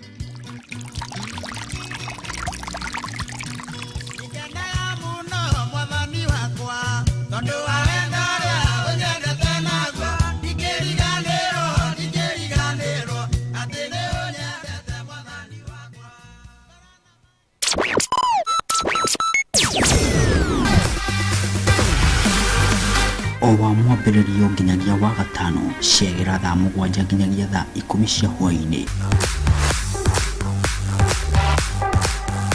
Tabarĩra ya Rĩmĩra gĩterefũ nĩ Mwai wa Bũrũ. Mĩtambo-inĩ ya Githima Radio kĩnyotokia kĩa rũrĩrĩ. Tabarĩra ya gwĩtega ocihanda thaa thita cia mĩaraho tũgatega ngoro citũ kũrĩ Ngai.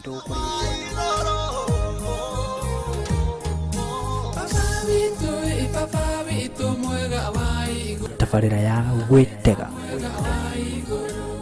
na ndungata ya Ngai mĩtambo-inĩ ya Githima FM kĩnyotokia kĩa rũrĩrĩ. Cosmas wa Maria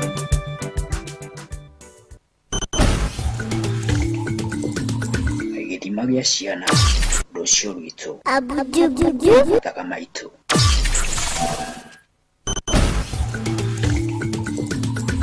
Githima gĩa taranda aini arĩa mareyũkĩrĩria mĩgambo mĩcunge.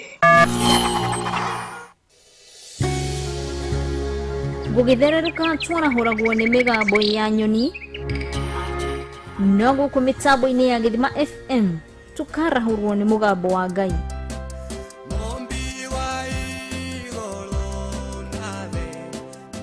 Tabarĩra-inĩ ya Mwĩgitio Githima FM kĩnyotokia kĩa rũrĩrĩ.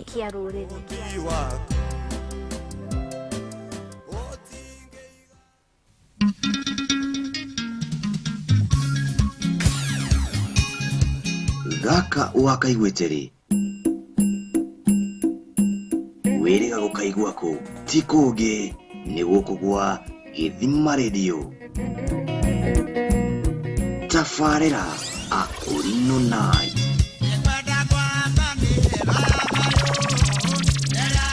Ocihanda thaa 3 cia ũtukũ nginyagia thaa 7.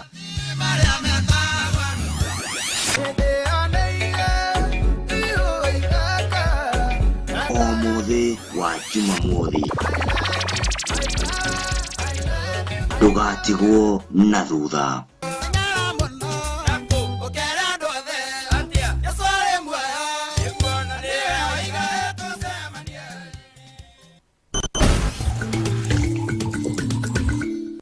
githima kia mohoro mena wigirereki uma utauku uma haria uri kaunti yaku bururi witu thingo-ini cia Afrika na thĩ yothe.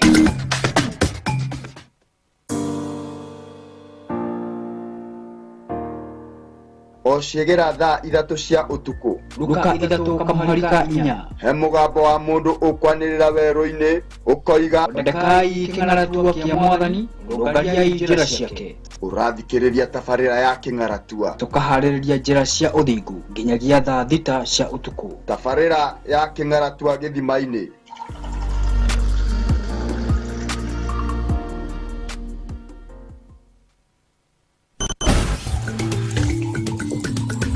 Githima gĩa gĩthomo, ũrutani, ũgima mwega wa mwĩrĩ, gĩthima kĩa watho na marĩa magũkoniĩ. Ndũrabatara kũrĩrĩria gũkũ nĩkũ, nĩamu ĩmenyagwo na mũkubĩrie ona kana mayo makinya kuma mwaka wa 2010 mũtambo kwagĩra ona magĩtua matua magũtũra kuo. Githima Radio, kĩnyotokia kĩa rũrĩrĩ.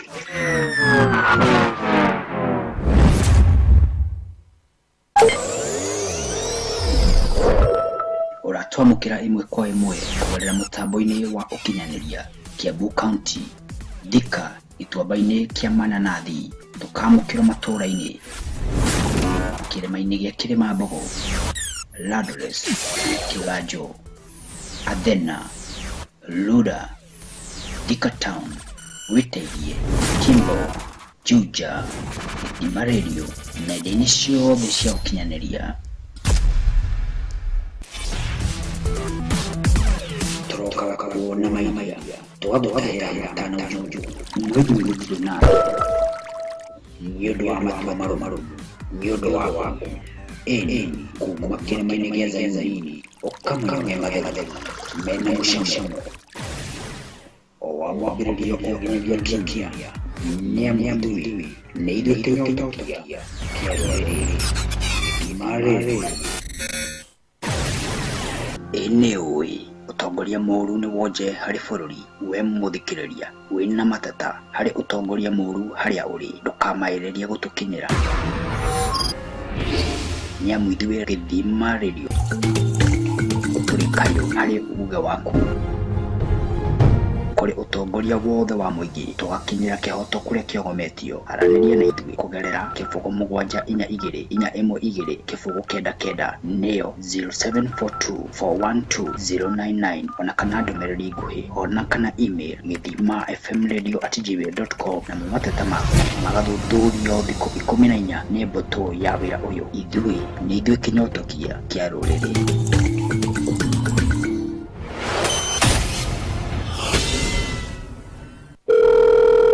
Nĩguo rĩu wĩna uge tabarĩra-inĩ citũ ciothe mathaa 24. Aranĩria na ithuĩ kũgerera 0742412099 kana official email githimafmradio@gmail.com. ndũkamaĩrĩrie.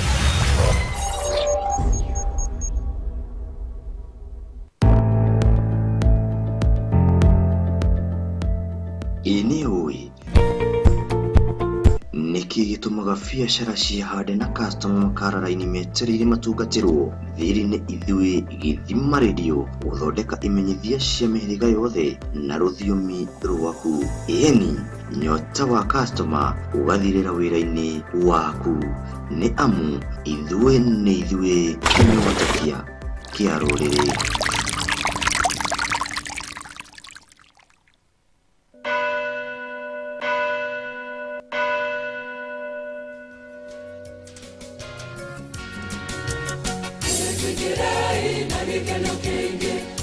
Mũikarĩre na ũndũire wa Mũkristo nĩ ngũrani, na nĩkĩo o mũthenya wa kiumia ciehanda thaa 7 tabarĩra ya mũrũri wa Mũkristo o nginyagia thaa 10.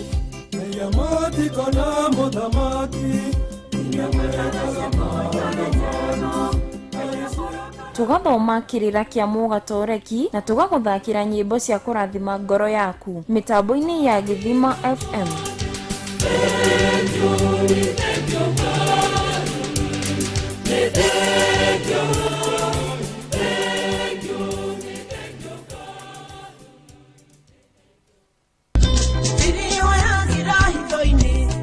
O muthenya wa kiumia ciehanda thinacara cia rũcinĩ tabarĩra ya riri wa Ngai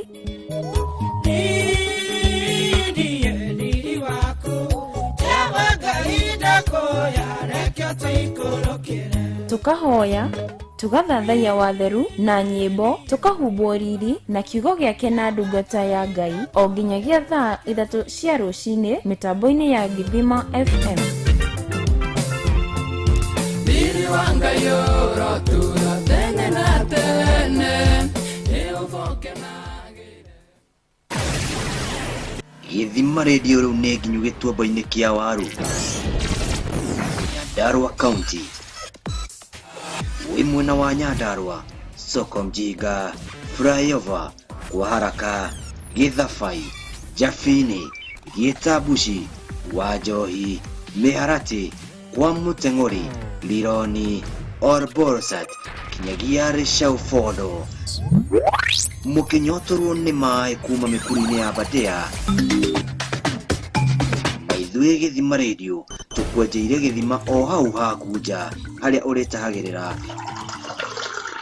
kugerera tabarĩra citũ mathaa 24 thimũ-inĩ yaku.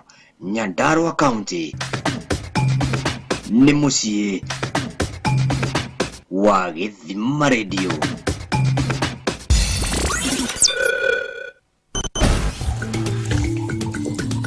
Githima kĩa ũthingu, Githima kĩa ũtheru, Githima kĩa wĩtigĩri Ngai, Githima gĩa kwĩrirĩria mĩthiĩre ya gũkenia Ngai.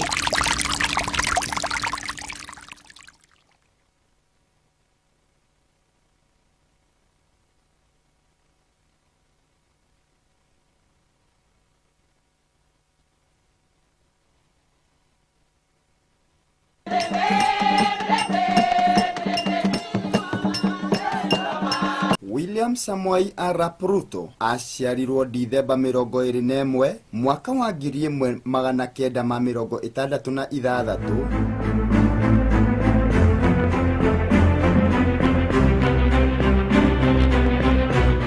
I, William Samoei Ruto,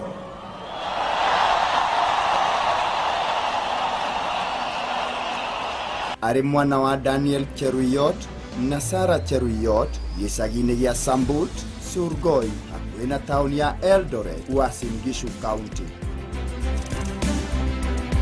Andũ aingĩ nĩ meyũragia William Samoei Arap Ruto nũ kana nĩ mũrũ wa gĩtonga kĩrĩkũ na mangĩ maingĩ, no macio matianagia na macokio.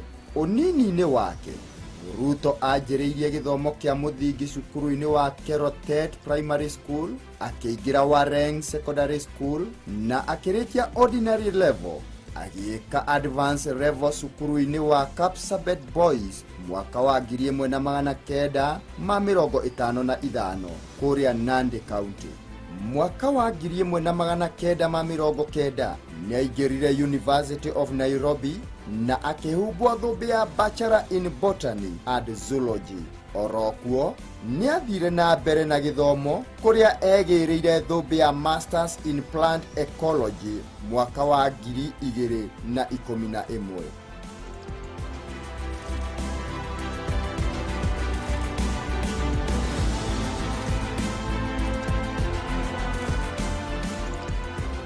Mwaka-inĩ wa 2018 nĩahumbirwo thũmbĩ ya Doctor of Philosophy nĩyo PhD in Plant Ecology o kũu University of Nairobi.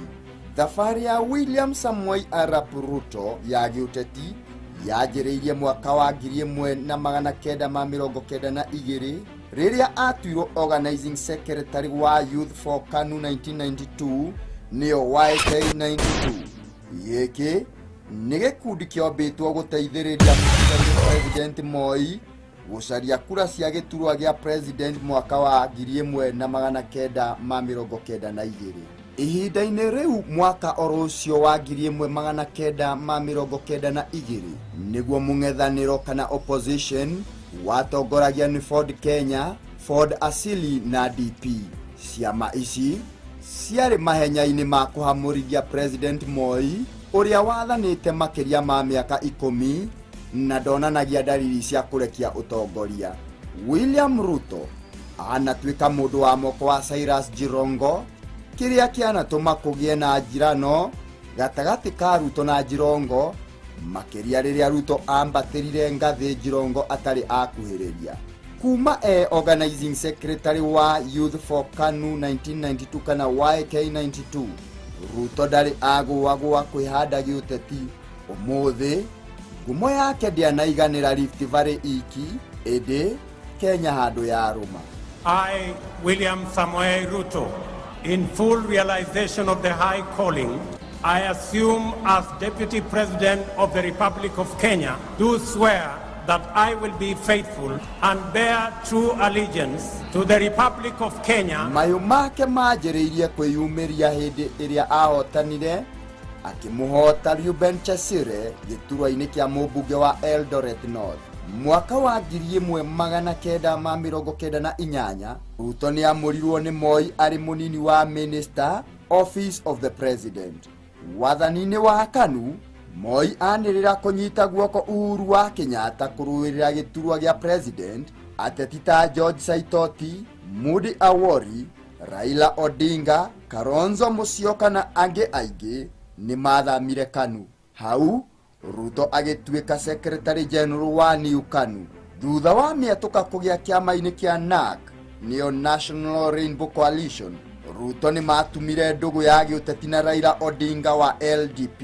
Kura-inĩ ya mawoni mwaka wa 2005, Ruto nĩmanyitanire na Raila Odinga, Najib Balala, Musalia Mudavadi na Moi magũithie gatiba mũhano ĩrĩa yetagwo katiba ya Wako. Mwaka wa 2006, Ruto nĩanĩrĩire matanya ma kũrũĩrĩra gĩturwa kĩa president ithurano-inĩ cia Dithemba cia mwaka wa 2007.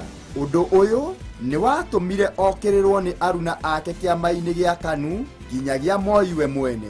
Macũngĩrĩra nĩathamire kĩama gĩa KANU agĩthamĩra ODM ena matanya nĩangĩamũrirwo mũrirũkia wa bendera ya gĩturwa gĩa president.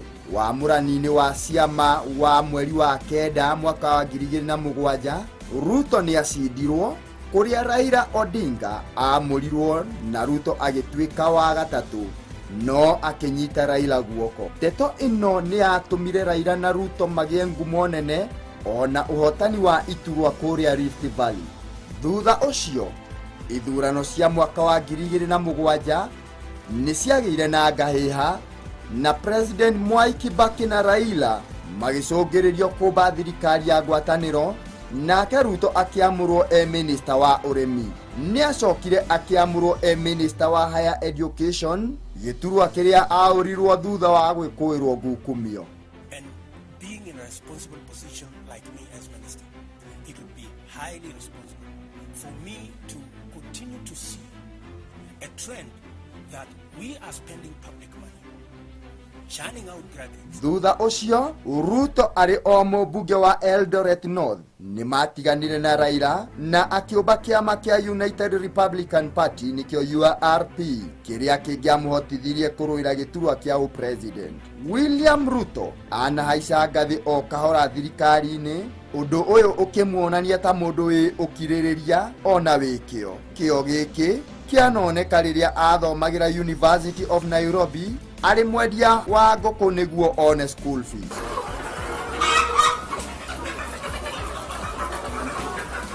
Bill Gates, ule mtu ambaye ni tajiri duniani, yeye mwenyewe amesema njia ya kuondoa umaskini ni kupitia kwa biashara ya kuku.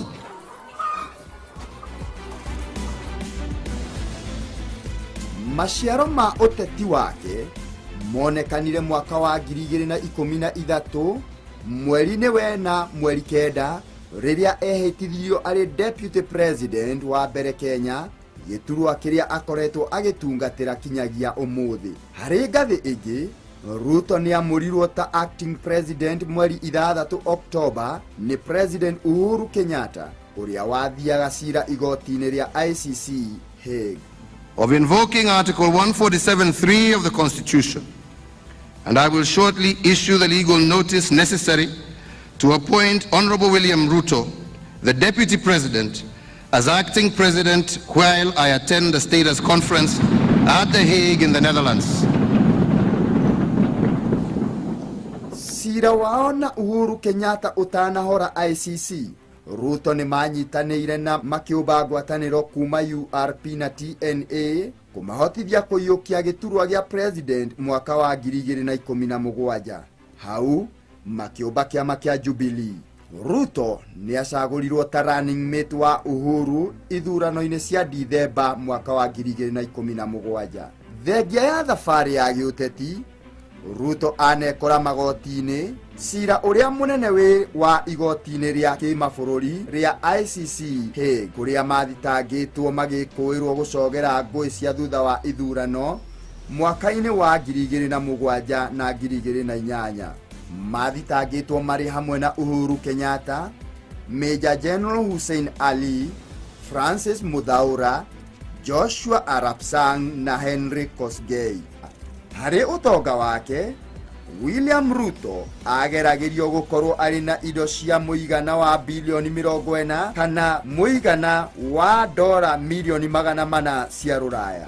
William Samoei Arap Ruto ni muthuri wina mucii wake ni gukorwo ni ahikirie Rachel Chebet mwaka wa 1991 ni ithe wa ciana 6.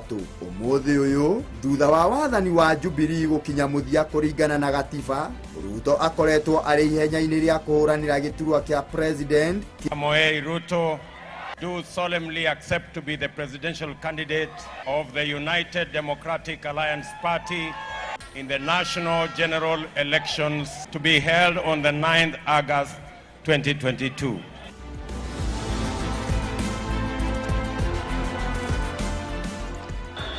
Hapa chini, hapa bottom, alafu tuende up.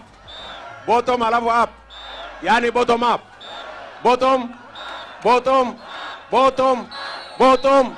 Munasema bottom up.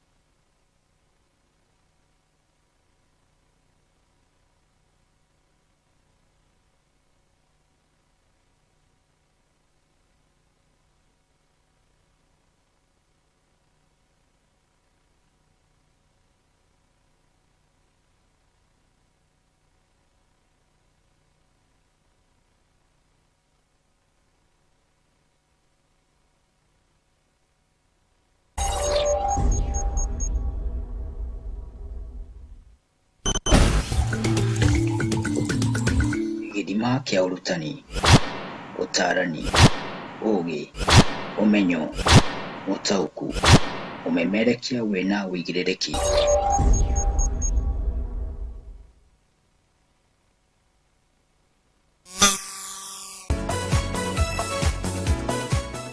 We muhuri wa biacara, wirekie ruthia riu wihande na ucamba ni amu kigaragia biacara ni giakinya biacara-ini yaku. Twaririe kugerera kifugu 742 3 kifugu 19 neo 0742 313 091. Biacara yaku ituike gitumiro gia customer.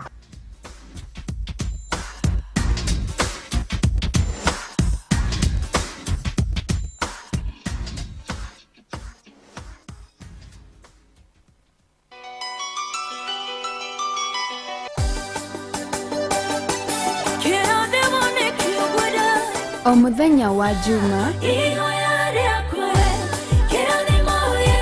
tafarira ya kirathimo o ciahanda thaa 10 gũgĩthererũka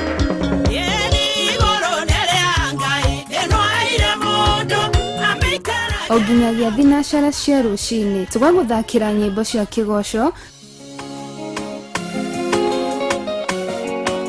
cia kũrathima mũthenya waku o haha mĩtambo-inĩ ya Gĩthima Radio. Ngai mũrathimi wĩrathimagĩra ũrĩa ũkwenda na gũtirĩ ũngĩkũria kĩũria watu wa kũrathima.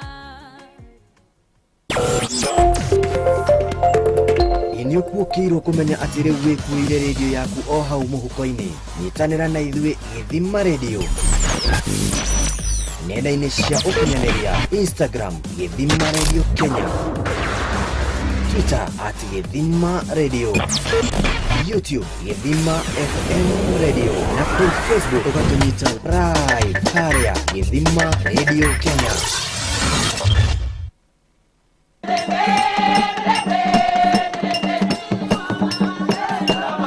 William Samoei Arap Ruto aciarirwo Dithemba 21 mwaka wa 1966.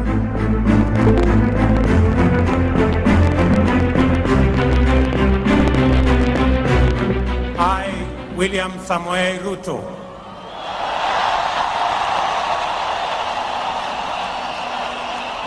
ari mwana wa Daniel Cheruyot na Sarah Cheruyot gĩcagi-inĩ gĩa Sambut, Surgoi, hakuhĩ na taũni ya Eldoret, Uasin Gishu County.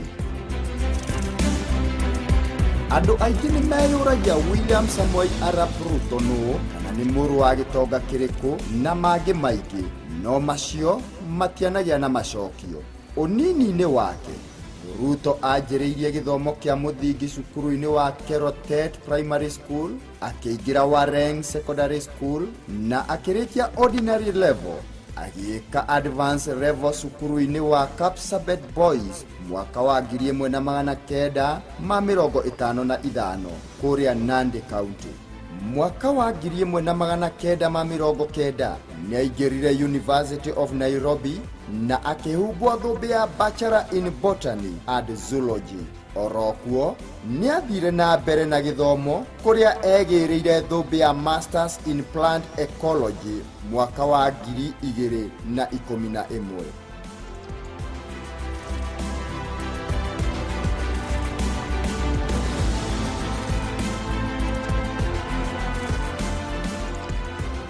Mwaka-inĩ wa 2018 nĩ ahumbirwo thũmbĩ ya Doctor of Philosophy nĩyo PhD in Plant Ecology Oku University of Nairobi. Thabarĩ ya William Samoei Arap Ruto ya gĩũteti yanjĩrĩirie mwaka wa 1992 rĩrĩa atuirwo organizing secretary wa Youth for KANU 1992 nĩyo YK92. Gĩkĩ nĩ gĩkundi kĩombĩtwo gũteithĩrĩria mũtigaire President Moi gũcaria kura cia gĩturwa gĩa president mwaka wa 1992. Ihinda-inĩ rĩu mwaka oro ũcio wa 1992 nĩguo mũng'ethanĩro kana opposition watongoragia nĩ Ford Kenya, Ford Asili na DP. Ciama ici ciarĩ mahenya-inĩ ma kũhamũrithia President Moi ũrĩa wathanĩte makĩria ma mĩaka 10 na ndonanagia dalili cia kũrekia ũtongoria. William Ruto anatuĩka mũndũ wa moko wa Cyrus Jirongo, kĩrĩa kĩanatũma kũgĩe na njirano gatagatĩ ka Ruto na Jirongo, makĩria rĩrĩa Ruto ambatĩrire ngathĩ Jirongo atarĩ akuhĩrĩria. Kuma organizing secretary wa Youth for KANU 1992 kana YK92, Ruto ndarĩ agũagũa kwĩhanda gĩũteti.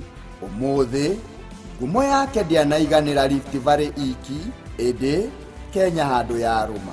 I, William Samoei Ruto, in full realization of the high calling I assume as Deputy President of the Republic of Kenya, do swear that I will be faithful and bear true allegiance to the Republic of Kenya. Mayu make manjĩrĩirie kwĩyumĩria hĩndĩ ĩrĩa ahotanire akimuhota Reuben Chesire giturwa-ini kia mubunge wa Eldoret North.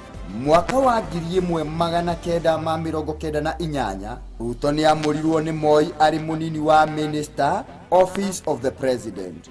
Wathani-ini wa KANU Moi anirira kunyita guoko Uhuru wa Kenyatta kuruirira giturwa gia president. Ateti ta George Saitoti, Mudi Awori, Raila Odinga, Kalonzo Musyoka na ange aige ni mathamire KANU. Hau Ruto agituika Secretary General wa New KANU.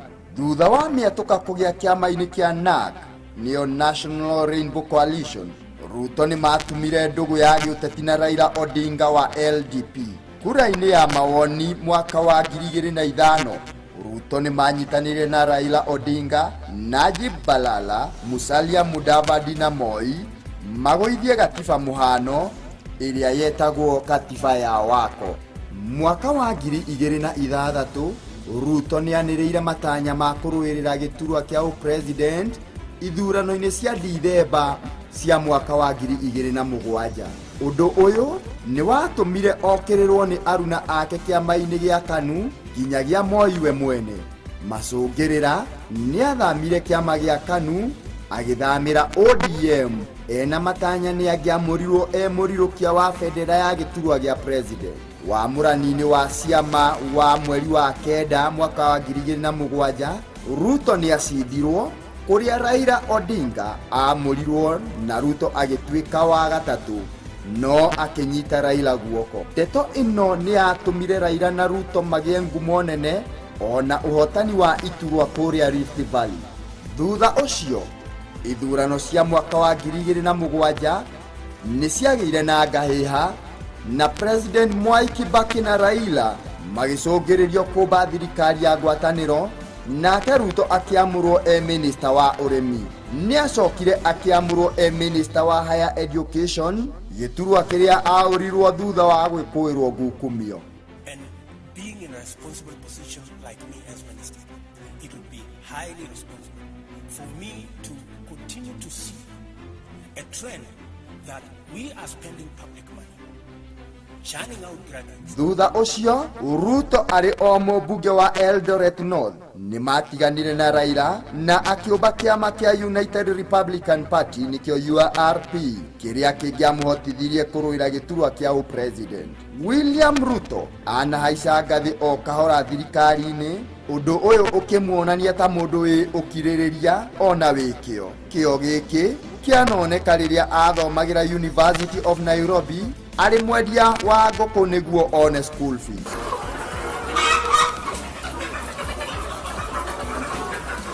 Bill Gates, ule mtu ambaye ni tajiri duniani, yeye mwenyewe amesema njia ya kuondoa umaskini ni kupitia kwa biashara ya kuku.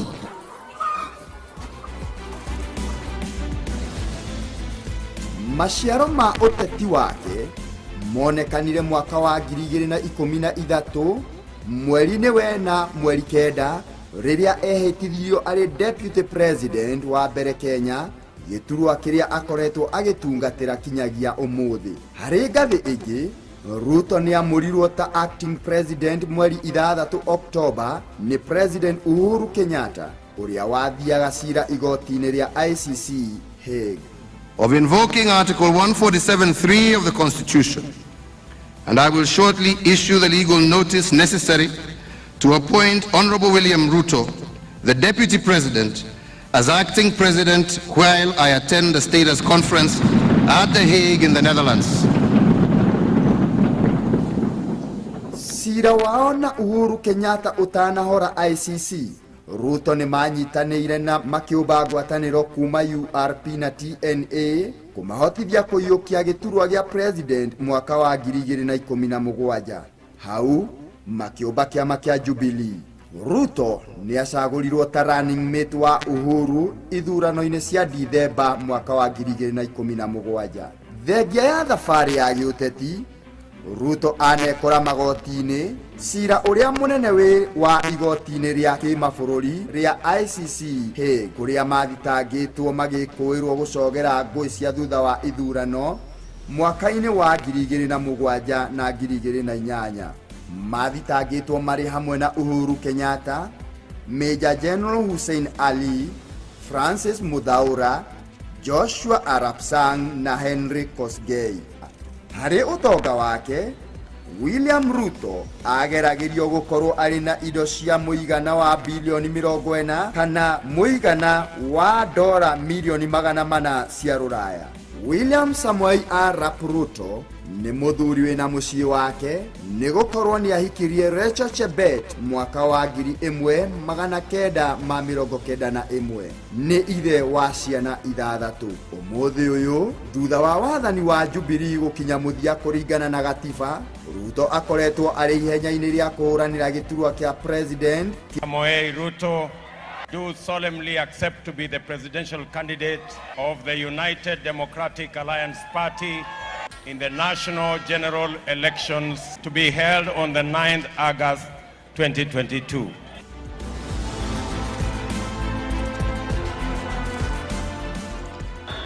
Hapa chini, hapa bottom, alafu tuende up. Bottom alafu up. Yani bottom up. Bottom, bottom, bottom, bottom. Munasema bottom up.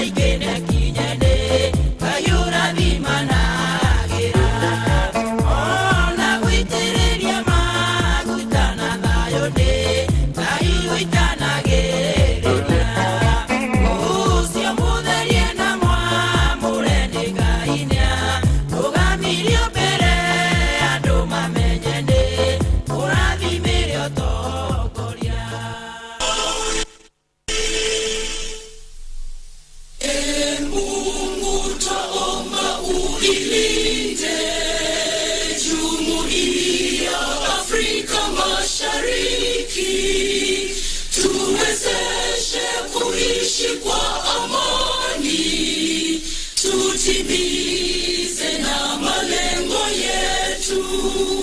Jumuiya yetu sote tulilinde, tuwajibike, tuimarike.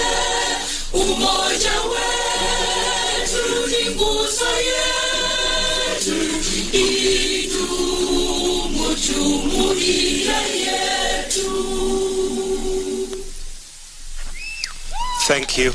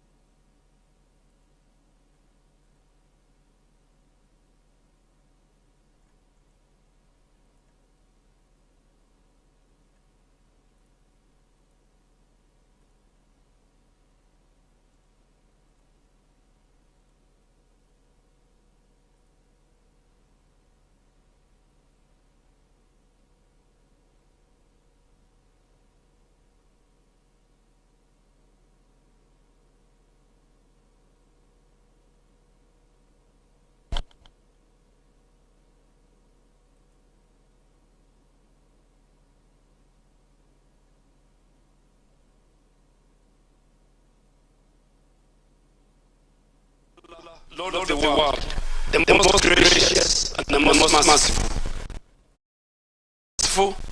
Praise be to Allah, Lord of the world, the most gracious and the most merciful, Master of the day of judgment. It is you we worship, and upon we call for help.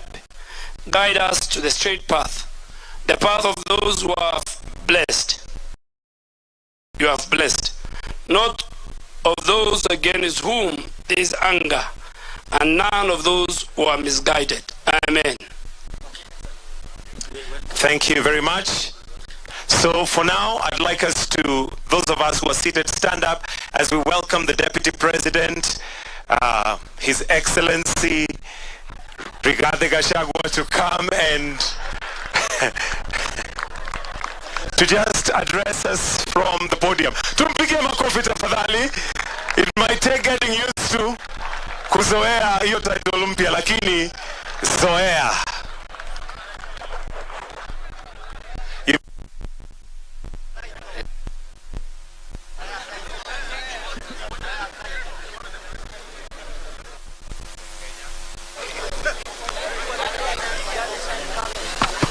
Your Excellency, the President of the Republic of Kenya, the one and only Dr. William Samoei Ruto,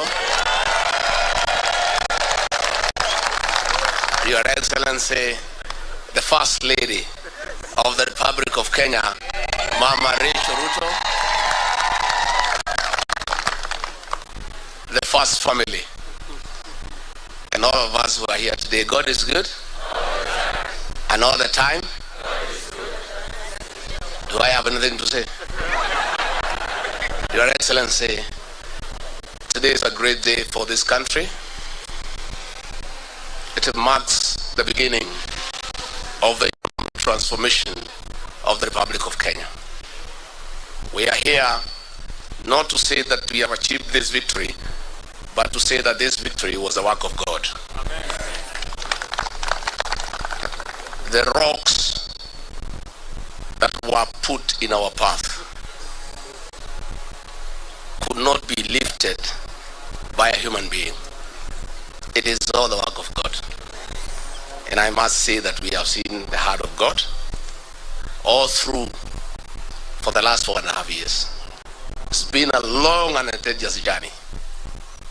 Against all the odds, against serious mobilization and weaponization of the state machinery, today, the son of an ordinary Kenyan whose father and mother are not known is the President of the Republic of Kenya.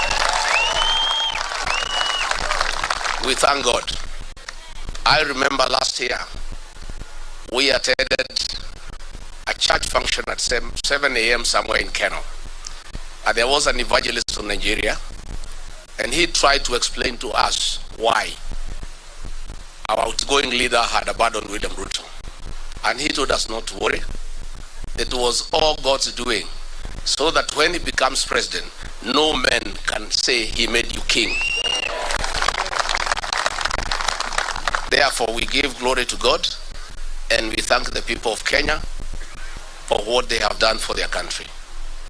This is a great country, and Kenya has no problem.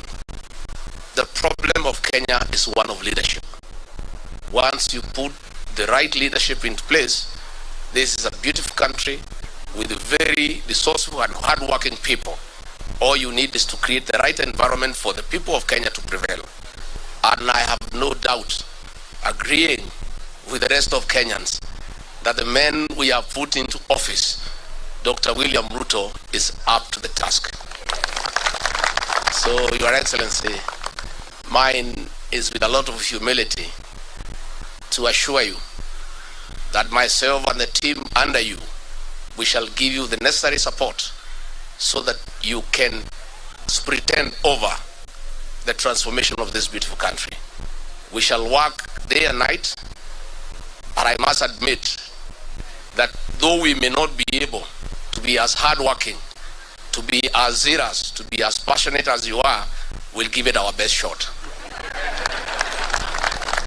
And I want to urge all our colleagues in this struggle, those who have been persecuted, those who have wounds, please, let this victory heal all our wounds.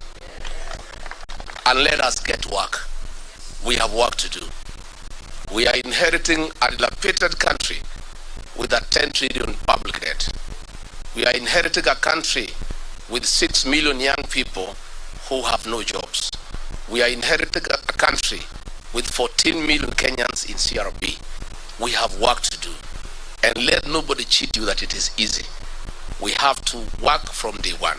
So let bygones be bygones, and let all those who are against us, we invite them to join us. We build this country together.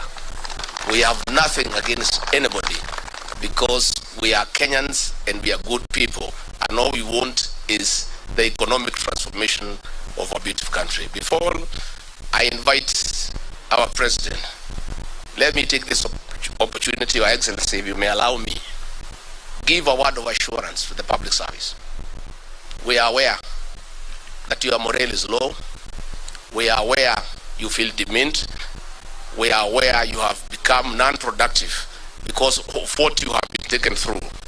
I want to assure you on behalf of my boss that our first job is to restore the dignity of the public service. Our first job is to cushion civil servants from harassment by officers in the police force under the guise of fighting corruption. Our work is to protect the civil servants from extortion. Our work is to make sure that we get a working public service to assist us in the management of the affairs of this country. And I have no doubt in my mind that if all of us support Dr. William Ruto and his team, in a year's time, he will restore Kenya to where President Mwai Kibaki left us. It is now I'm the most privileged person to invite a brand new president. So join me in inviting the President of the Republic of Kenya, Dr. William Samoei Ruto, to come and say something.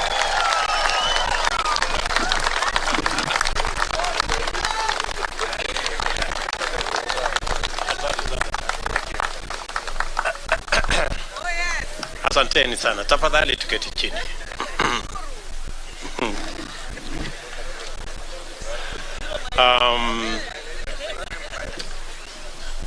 Of course you agree with me that I am overwhelmed. This is a moment like no other. And let me first take this opportunity to thank the Almighty God. Yes, it is God. I say it is God. Without God, we wouldn't be here.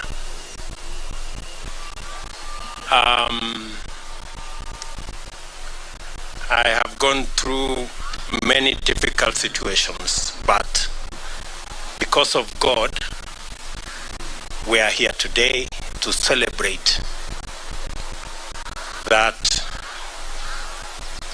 today the people of Kenya have made a choice, and that choice has been confirmed by our judiciary. Let me first and foremost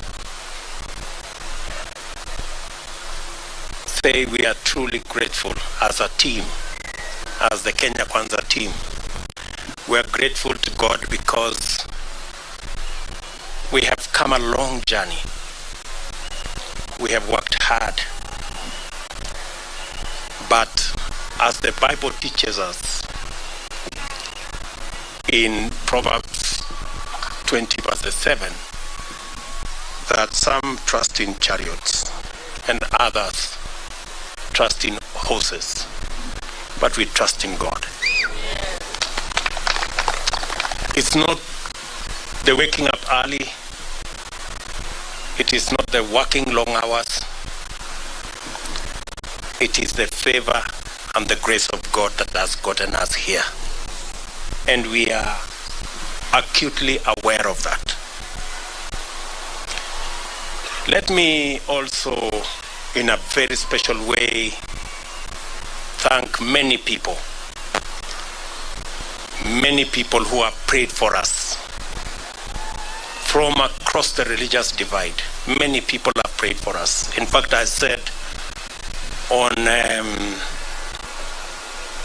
the day I was given the certificate, I said we were prayed into victory.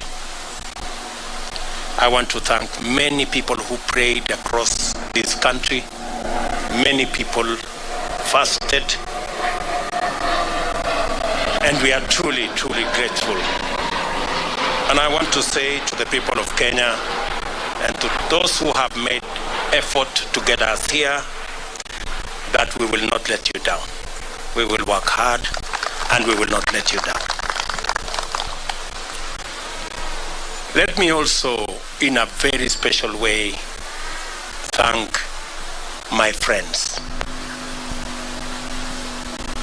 starting with my wife Rachel, who prays for me every day. Before I leave the door from that house behind me, she always holds my hands and prays for me. And my children, for believing in me and always encouraging me.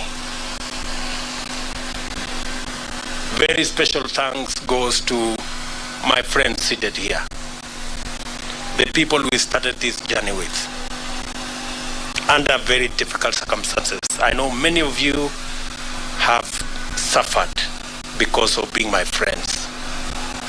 Many of you have been taken to court Many of you have been harassed, your children, members of your families. The only crime is that you chose me as a friend. I don't take it for granted that you are my friends. We started with many of you who are formerly members of Jubilee. You know what happened to us. I do not want to say. But we believed in a better Kenya. We believed in a freer, more democratic, more rational Kenya. Along the way, many brothers and sisters joined us from other political parties. I want to also say a very big thank you to them. They gave momentum to our journey. And I want to say asante sana.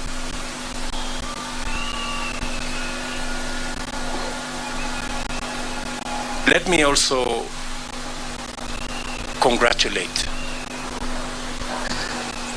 and recognize and appreciate the people of Kenya who believed in us.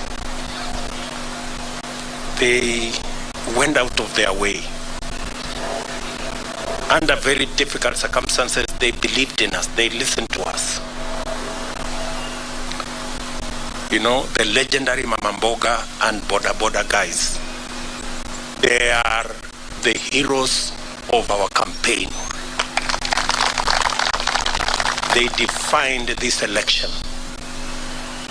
They were the embodiment of our quest for a better economy for our Kenya, for our country. The millions of Kenyans who believed in us.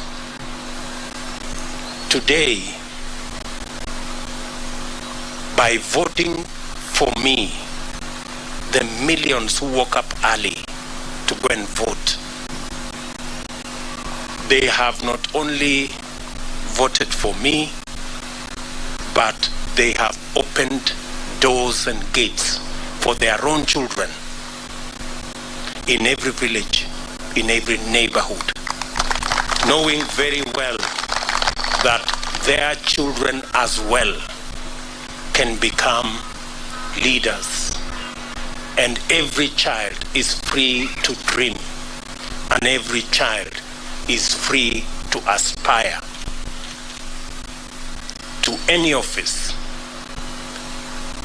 And working hard, believing in God, they can get wherever they want to go.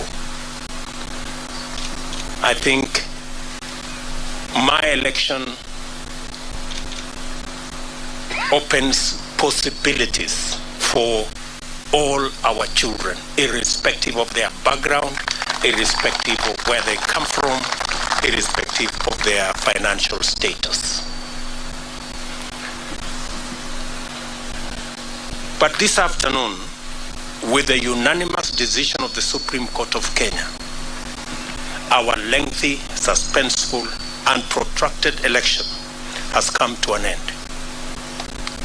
My fellow presidential candidates and I made our respective cases before Kenyans and submitted ourselves to their sovereign decision at the ballot. After the results of the votes were declared, it was taken up before the Supreme Court for scrutiny to make sure, beyond all doubt, that the will of the people had prevailed. The court returned its verdict, and I welcome it with tremendous humility. I salute the judges of the Supreme Court who have performed their duty with utmost fidelity to the Constitution. They listened to all parties, considered all issues, applied the law, and demonstrated their learning, impartiality, and patriotism. Their professionalism has elevated the stature of the judiciary, enhanced the place of petition process in legitimating election results as the true reflection of the people's decision, and afforded the nation an opportunity to reflect. It also afforded the nation an opportunity to debate and to come to terms with the implications of the last general election.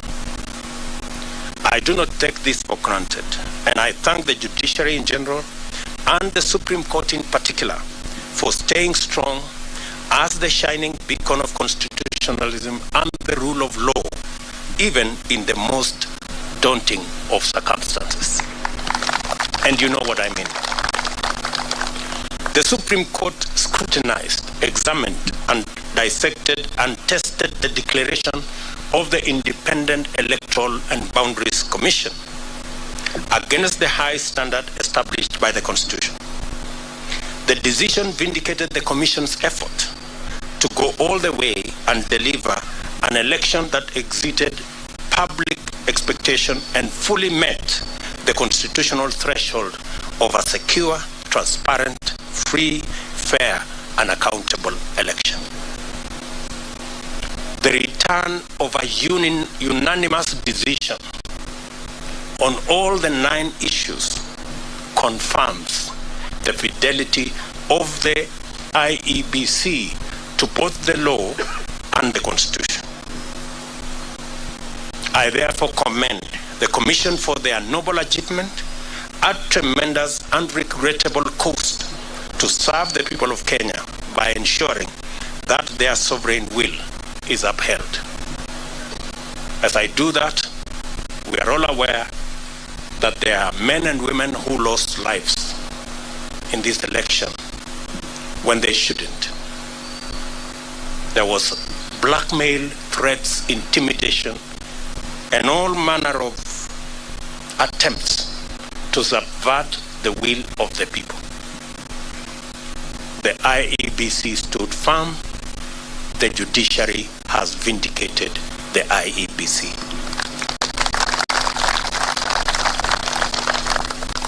This appreciation takes us to the point of proper appreciation of the just concluded legal process. Many of our supporters were a little unhappy about the delay, and some might have been tempted to impute bad faith in the petitioners who they say they saw to be taking advantage of the law to frustrate their wishes as expressed through the ballot. A lot of this anxiety is the result of long-standing suspicion of national institutions, especially when political contestation is involved.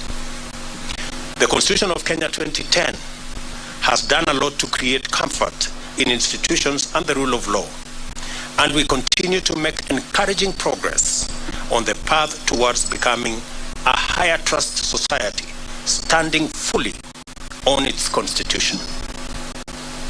It was therefore perfectly legitimate for the petitioners to go before the Supreme Court to have their questions answered, doubts assuaged, and fears allayed.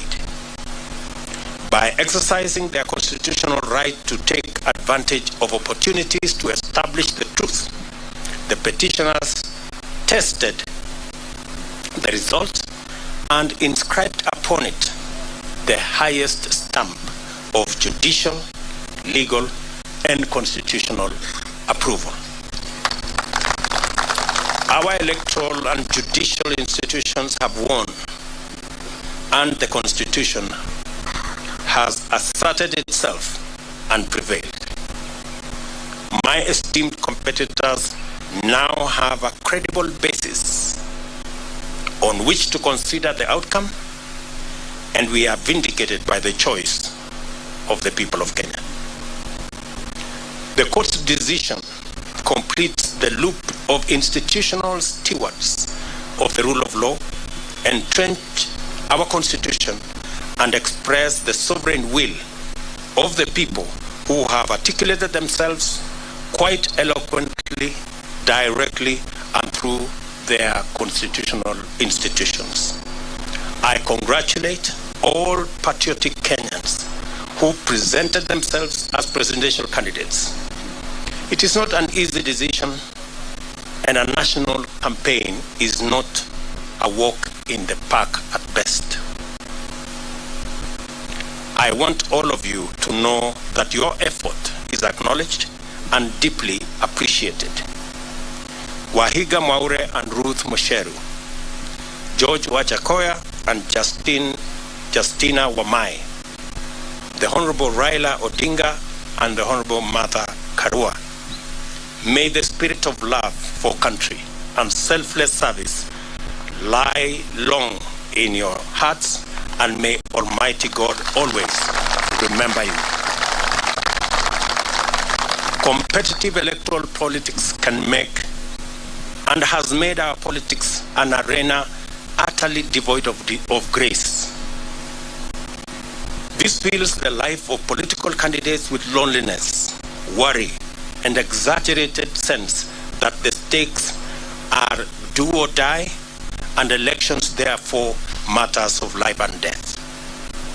It poisons political competition, exterminating the sporting spirit which unites winners and losers by enabling them to access the grace to define their relationship in terms of what they share and not what divides them. Democracy is expected to unite a people, strengthen their society, and improve their institutions, and must not become an acrimonious, fearful, and desperate enterprise. We offered alternative visions and missions and submitted to the sovereign decision of the citizens of Kenya. We are only competitors, not enemies. We vied to unite and strengthen Kenya, not to divide and weaken it. I therefore consider all of my competitors to be my worthy compatriots.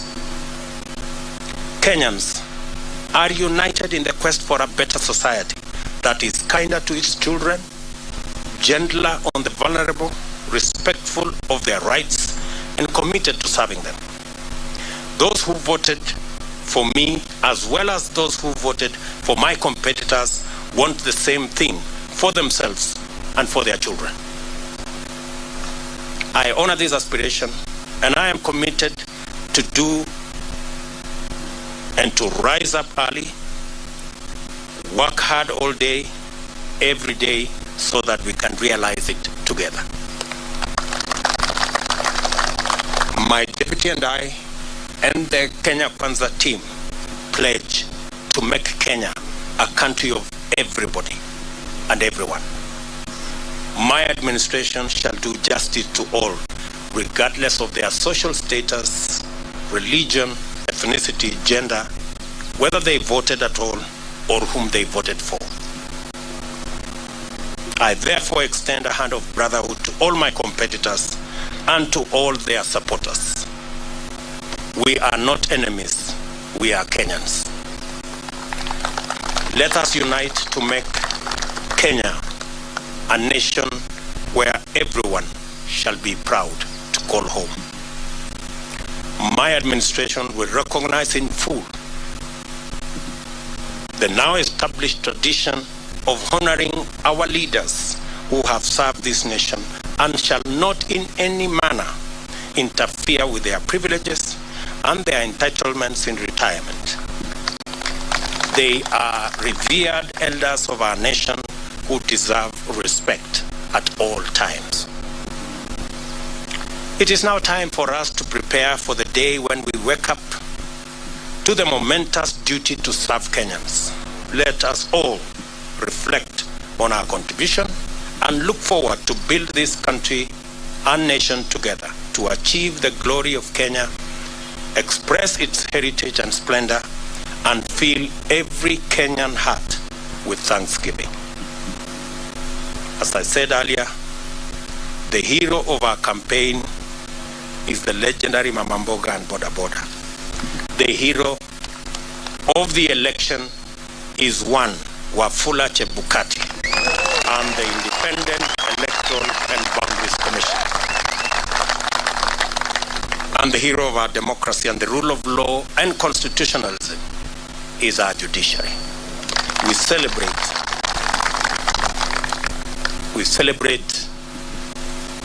all Kenyans, and I pledge and commit to work as the Kenya Kwanza team in making sure that we take Kenya to the next level. I will be making a much more comprehensive statement further down the road. I thought I should recognize everybody who has made a contribution towards this success today.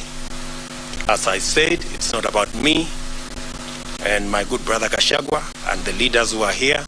It's about all millions of Kenyans who have made a contribution to us getting where we have.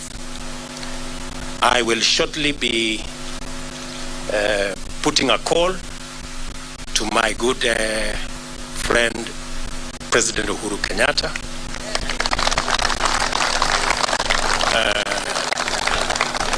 We have not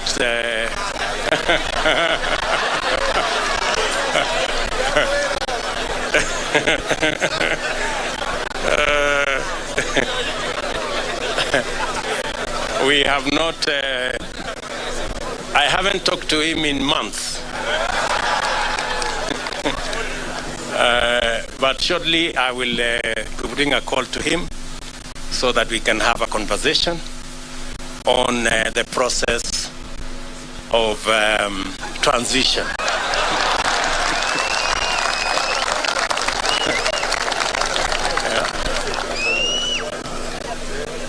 Yeah. I know he worked hard in his in his own way, but the people of Kenya have made a decision. And we have absolutely no issue with the democratic choices of any Kenyan.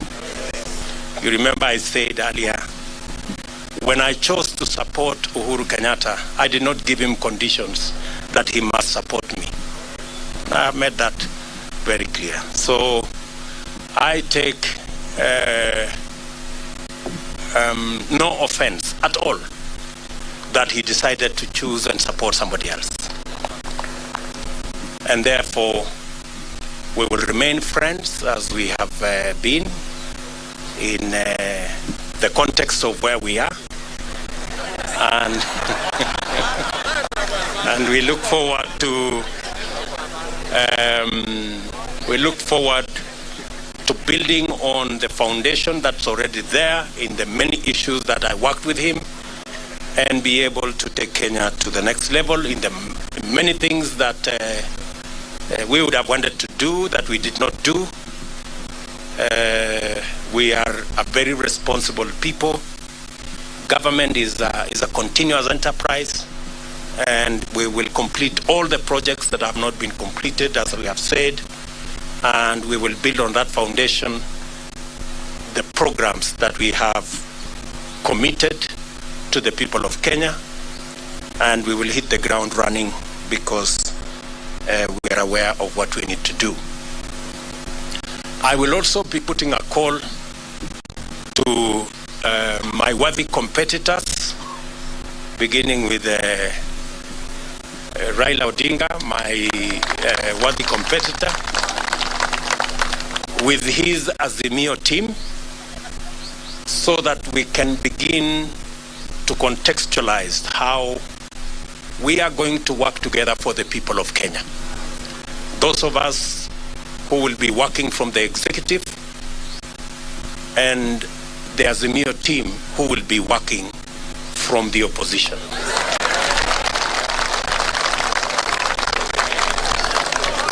And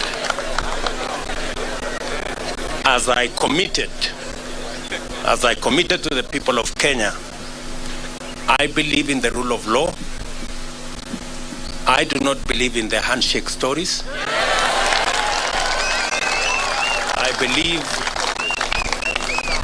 I believe in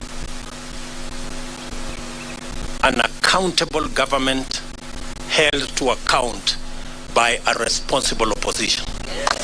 That is how Kenya is going to move forward.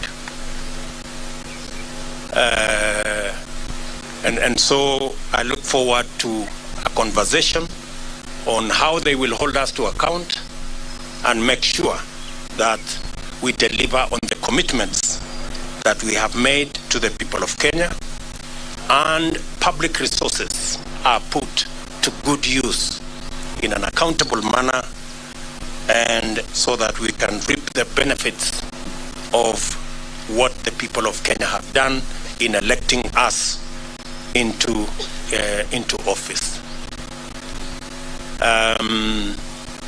We will then be working with all the other people as we get down to doing what we committed to the people of Kenya that we do. I know there is huge expectation.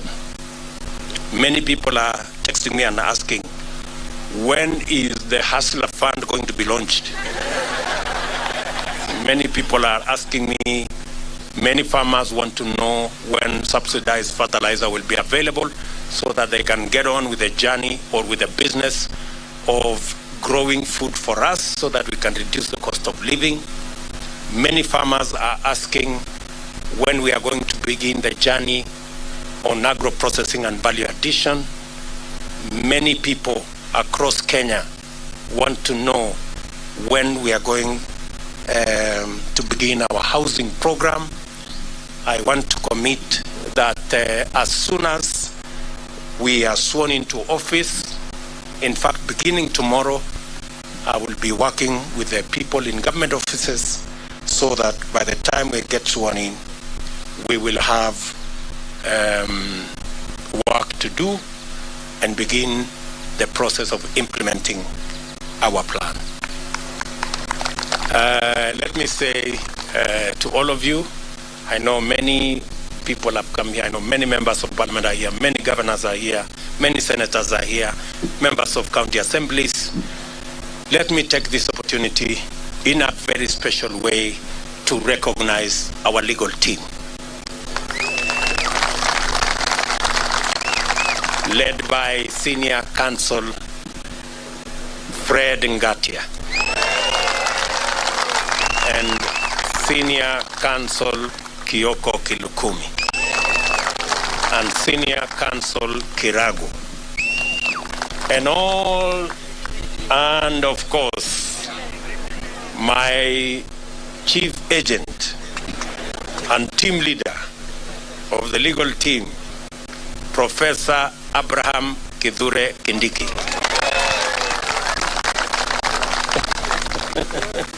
And all the senior lawyers here, let me not mention all their names. We had the best legal team anybody could assemble. And we are very proud of you, ladies and gentlemen. Thank you very much for protecting our victory and for doing your bit. I remember when I talked to them, I told them those of us who are politicians have done our bit. We handed over the baton to them, and I told them they should not drop the baton. And they brought it home in one piece, and we want to celebrate them. Tuwapige makofi jameni hawa makofi. Let me also say, for good record, that these great men and women, our legal team, volunteered their services for free.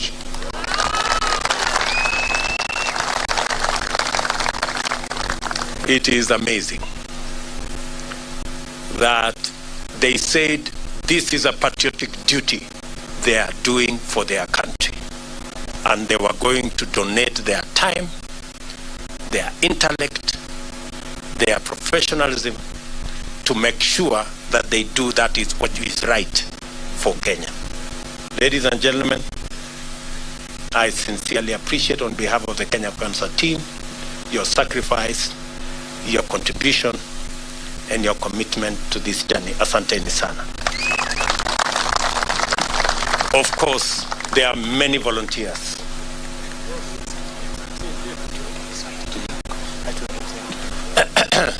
There are many volunteers who came across. There are many people who supported us in many ways. There are many people who contributed merchandise.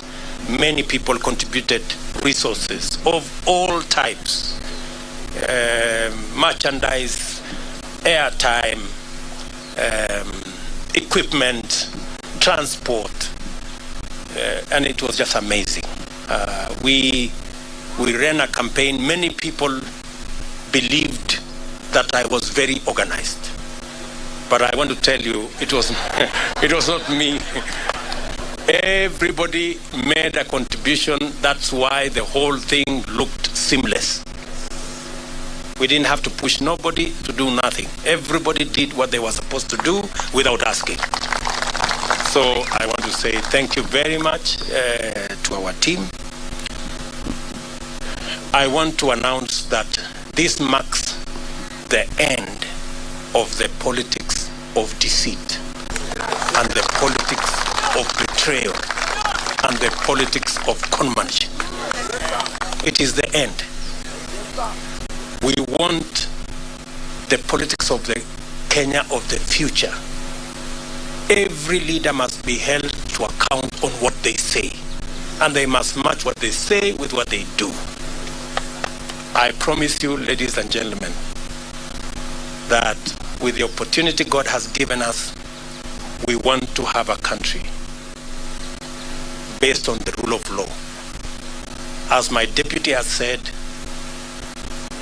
the criminal justice system will be reserved for fighting criminals and criminality and making sure that public resources are protected and criminals are brought to book. The criminal justice system will never be used again for political reasons.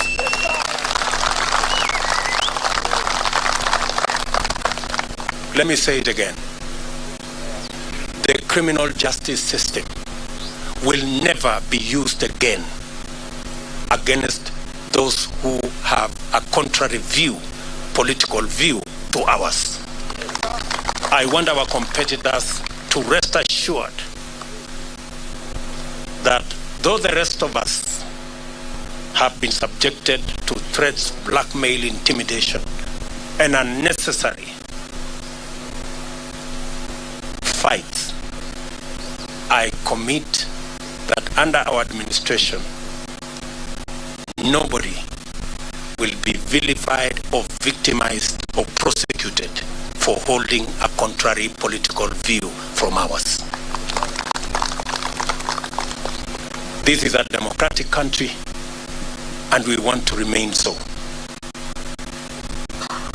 Our competitors have nothing to fear, like the way many of our supporters have had everything to fear for being our friends or for holding a contrary view from those who wielded power. So, and as I have said, we will respect our President, Uhuru Kenyatta, in his retirement.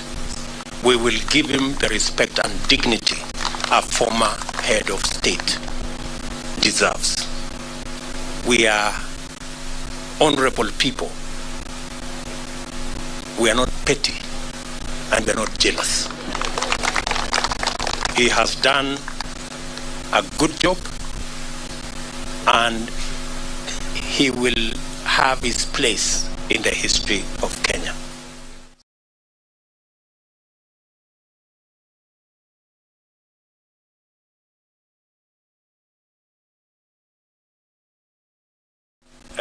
Anything against the President of Kenya.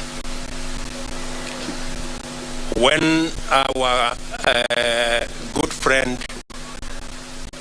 Raila Odinga retires, also we will give him the respect he deserves as a Kenyan leader who has made a huge contribution to the democracy of our nation, and every other leader that deserves respect. So to all our friends out there, we want to grow a nation. We want to build a society that is based on the rule of law and respect for our elders. So let me leave it there for now. the rest of the things we are going to say. I will take maybe 1 or 2 questions so that we can conclude this press conference. Na nitasema kwa Kiswahili, nitajibu maswali kwa Kiswahili. Sisi tumekubaliana? Kama mnataka niseme Kiswahili kidogo, nimesema ya kwamba kwa niaba ya team ya Kenya Kwanza tunamshukuru Mungu kwa sababu ya kutupatia ushindi. Hii ushindi si ya William Ruto na Gachagua, ni ushindi wa mamilioni ya Wakenya walioamka asubuhi na mapema kupiga kura ili hata na watoto wao waweze kupata nafasi ya kuwa na ndoto ya kuwa viongozi katika taifa letu la Kenya. Nimesema vile vile ya kwamba tunawashukuru wale wote, hasa IEBC ambayo ilisimamia uchaguzi katika taifa letu la Kenya. Mbali na changamoto za makomishna ambao waligawanyika pale mwisho, IEBC ilifanya uchaguzi ambao ulikuwa wa huru na haki, na kila Mkenya ametosheka. Ma-MCA wamechaguliwa, wabunge wamechaguliwa, maseneta wamechaguliwa, magavana wamechaguliwa, na leo mahakama ya upeo imeidhinisha uchaguzi wa rais pamoja na naibu wa rais, kumaanisha kwamba IEBC ilifanya kazi ya muhimu.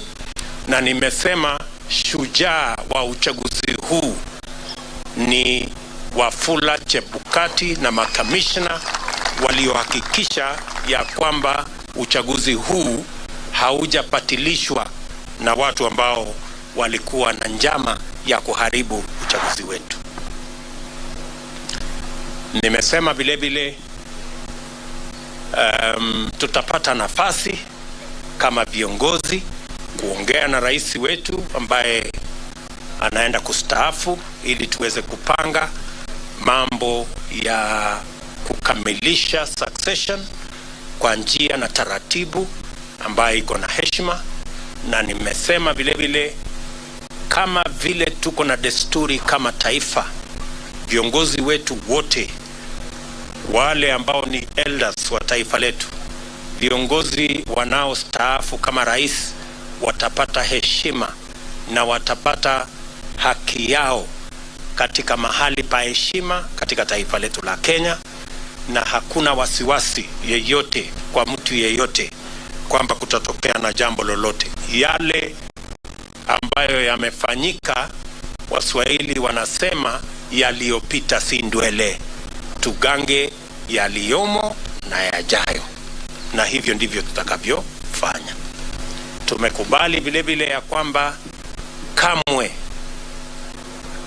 criminal justice system katika taifa letu la Kenya haitatumika kuendesha mambo ya siasa katika taifa letu la Kenya.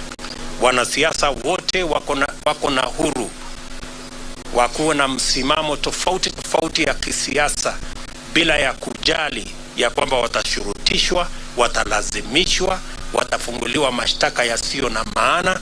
Hiyo haitafanyika katika taifa letu pale tukiwa viongozi katika taifa letu la Kenya. Wananchi wengi wameangaishwa, wamesumbuliwa, wamefanyiwa mambo mengi kwa sababu ya misimamo yao ya kisiasa, na tumesema haya mambo tutayakomesha. Tunataka kuwa na nchi ya demokrasia, mahali maoni ya kila mtu ni ya muhimu na hakuna mtu atashurutishwa kuwa na msimamo mmoja ama msimamo mwingine. Any questions, good people? Thank you very much. I don't think you have any questions. Uko na swali ya kusema nini? Sema jina. Thank you so much, Your Excellency. Congratulations on your win. My name is Ibrahim Karanja. I work for NTV. Yes, you have repeatedly said during the time the IEBC declared you as a winner, and even now when the Supreme Court has upheld your win, that you will work your government and with the opposition to the extent that it remains in the opposition. From where you sit, how should Kenyans take then your move of incorporating members of parliament who were elected in what were opposition parties in the election? Thank you so much. Thank you very much. You know, as I have said, there are many people who today are in Azimio, not because they want to be.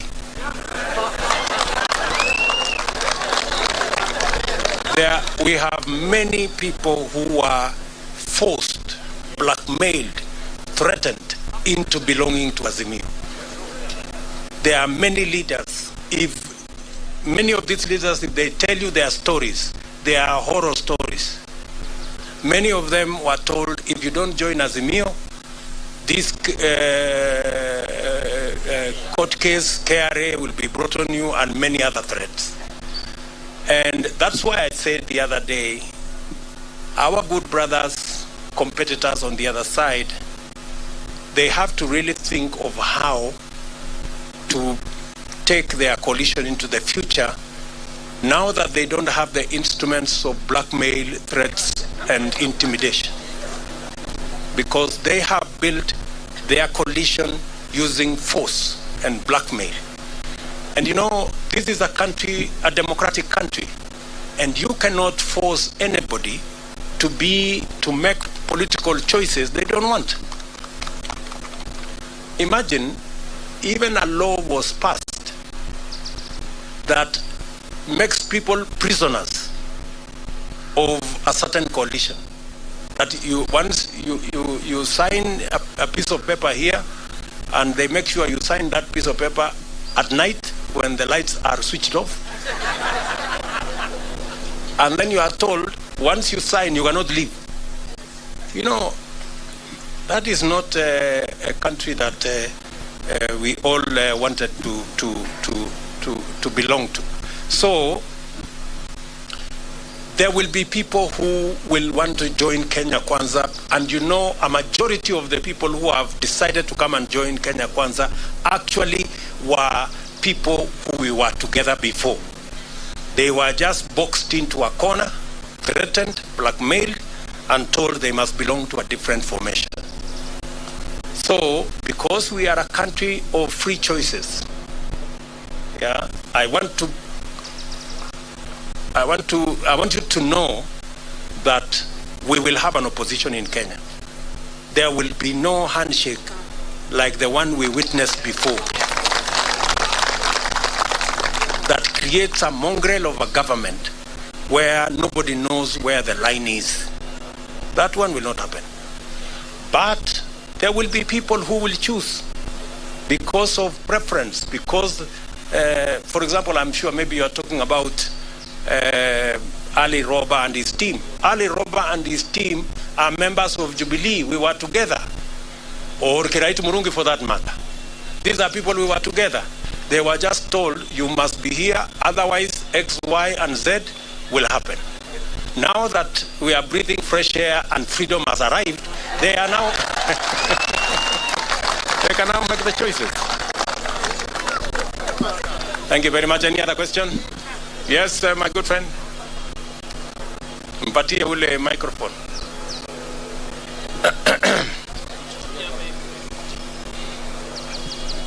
Congratulations, Sir President William Ruto. Asante. My name is Kevin Mihona from Mwangaza TV. Yes. Your Excellency President, there are young men like us who had some different thoughts about the verdict of this ruling with the court. What would be your encouragement to them? They are burning. I've been from the streets of Nairobi, and some of them are burning. Kindly tell them a word of hope. Thank you. As I have said, two things. We are a democracy. And in a democracy, the majority have their way, the minority have their say. Number two, I have said here, the administration we are going to run is the administration that is going to serve all Kenyans, irrespective of whether they voted at all or whoever they voted for. We are going to serve the people who voted for us and those who did not vote for us, because we are going to run the government of Kenya. And the government of Kenya is going to be the government of Kenya for all Kenyans. So they have absolutely nothing to worry. Nothing to worry. We're going to serve all Kenyans equally. Yes?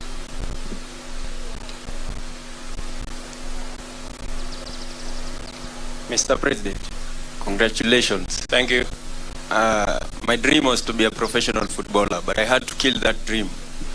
What's your plan now that you're in power in terms of stadiums and making sure the football in this country works?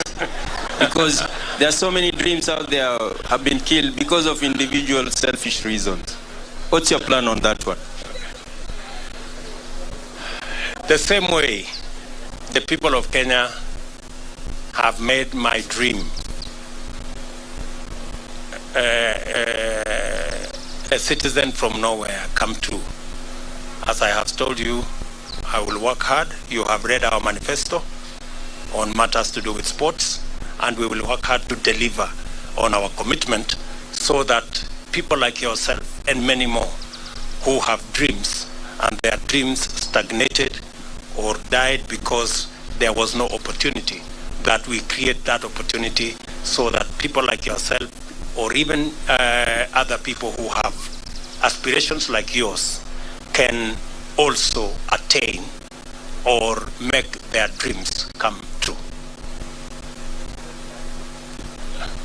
That's how.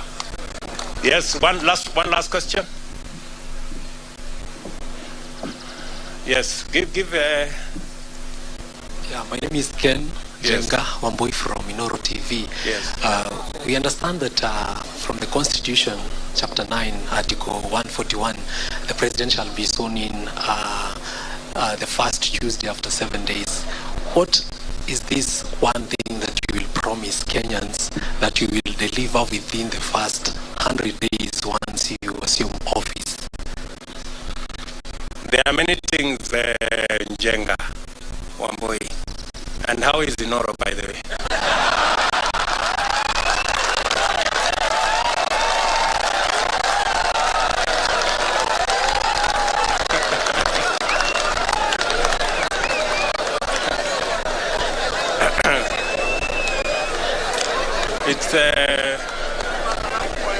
It's good to have you around, and I want to promise you that you will be treated equally like all other Kenyans. I know sometimes people think the people who really fought hard against us that we have a grudges. We don't. We are Democrats, and we will work together. However, I will your question on the first 100 days. Let me not say it today. I will be making a statement on my inauguration. Just be patient kidogo. Sawa bwana Njenga. Asante. One last one. Where are my good friends from Citizen?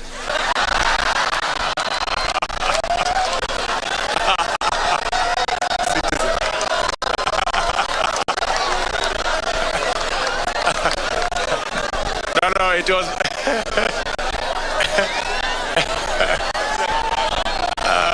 Citizen.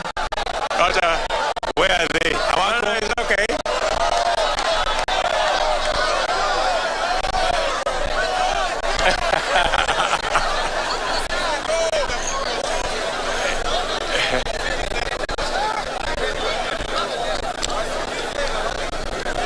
Yes. Congratulations on your win, Mr. President. My name is Brenda Wanga from Citizen TV. I know you have said you will give a comprehensive statement a little bit later on what you intend to do in your first 100 days. You've said that in your manifesto before, but I know most of us are quite concerned and would like to know what your plans are in regards to fighting graft. That has been quite a big issue during this campaign. Thank you. Thank you very much. Thank you very much. I think it's a fair question. And how is my good friend Leto, by the way?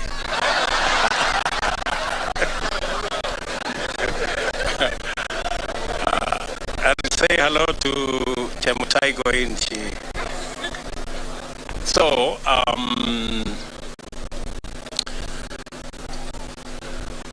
as I have said, I am going to make a comprehensive statement, and I want to promise you that among the things I want to do on the 100 days, one of them is going to be about tackling corruption.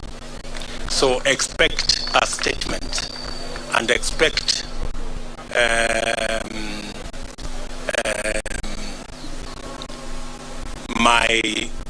there are two things that I said in the manifesto.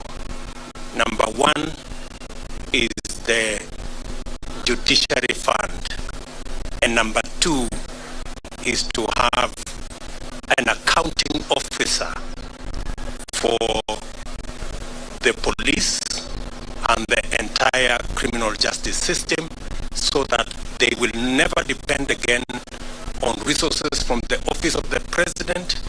They will have their own independent budget and an accounting officer, so that they can go after anybody that is involved in graft or in wastage or in theft without getting permission from the office of the president.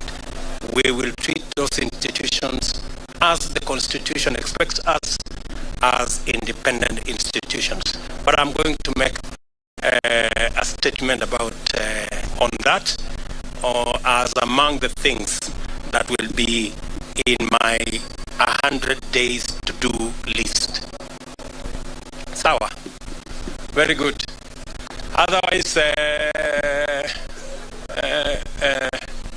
I think we can leave it there for today. Mimi nataka ni waambie asante sana for coming, all the good friends from the media. Thank you very much. We're going to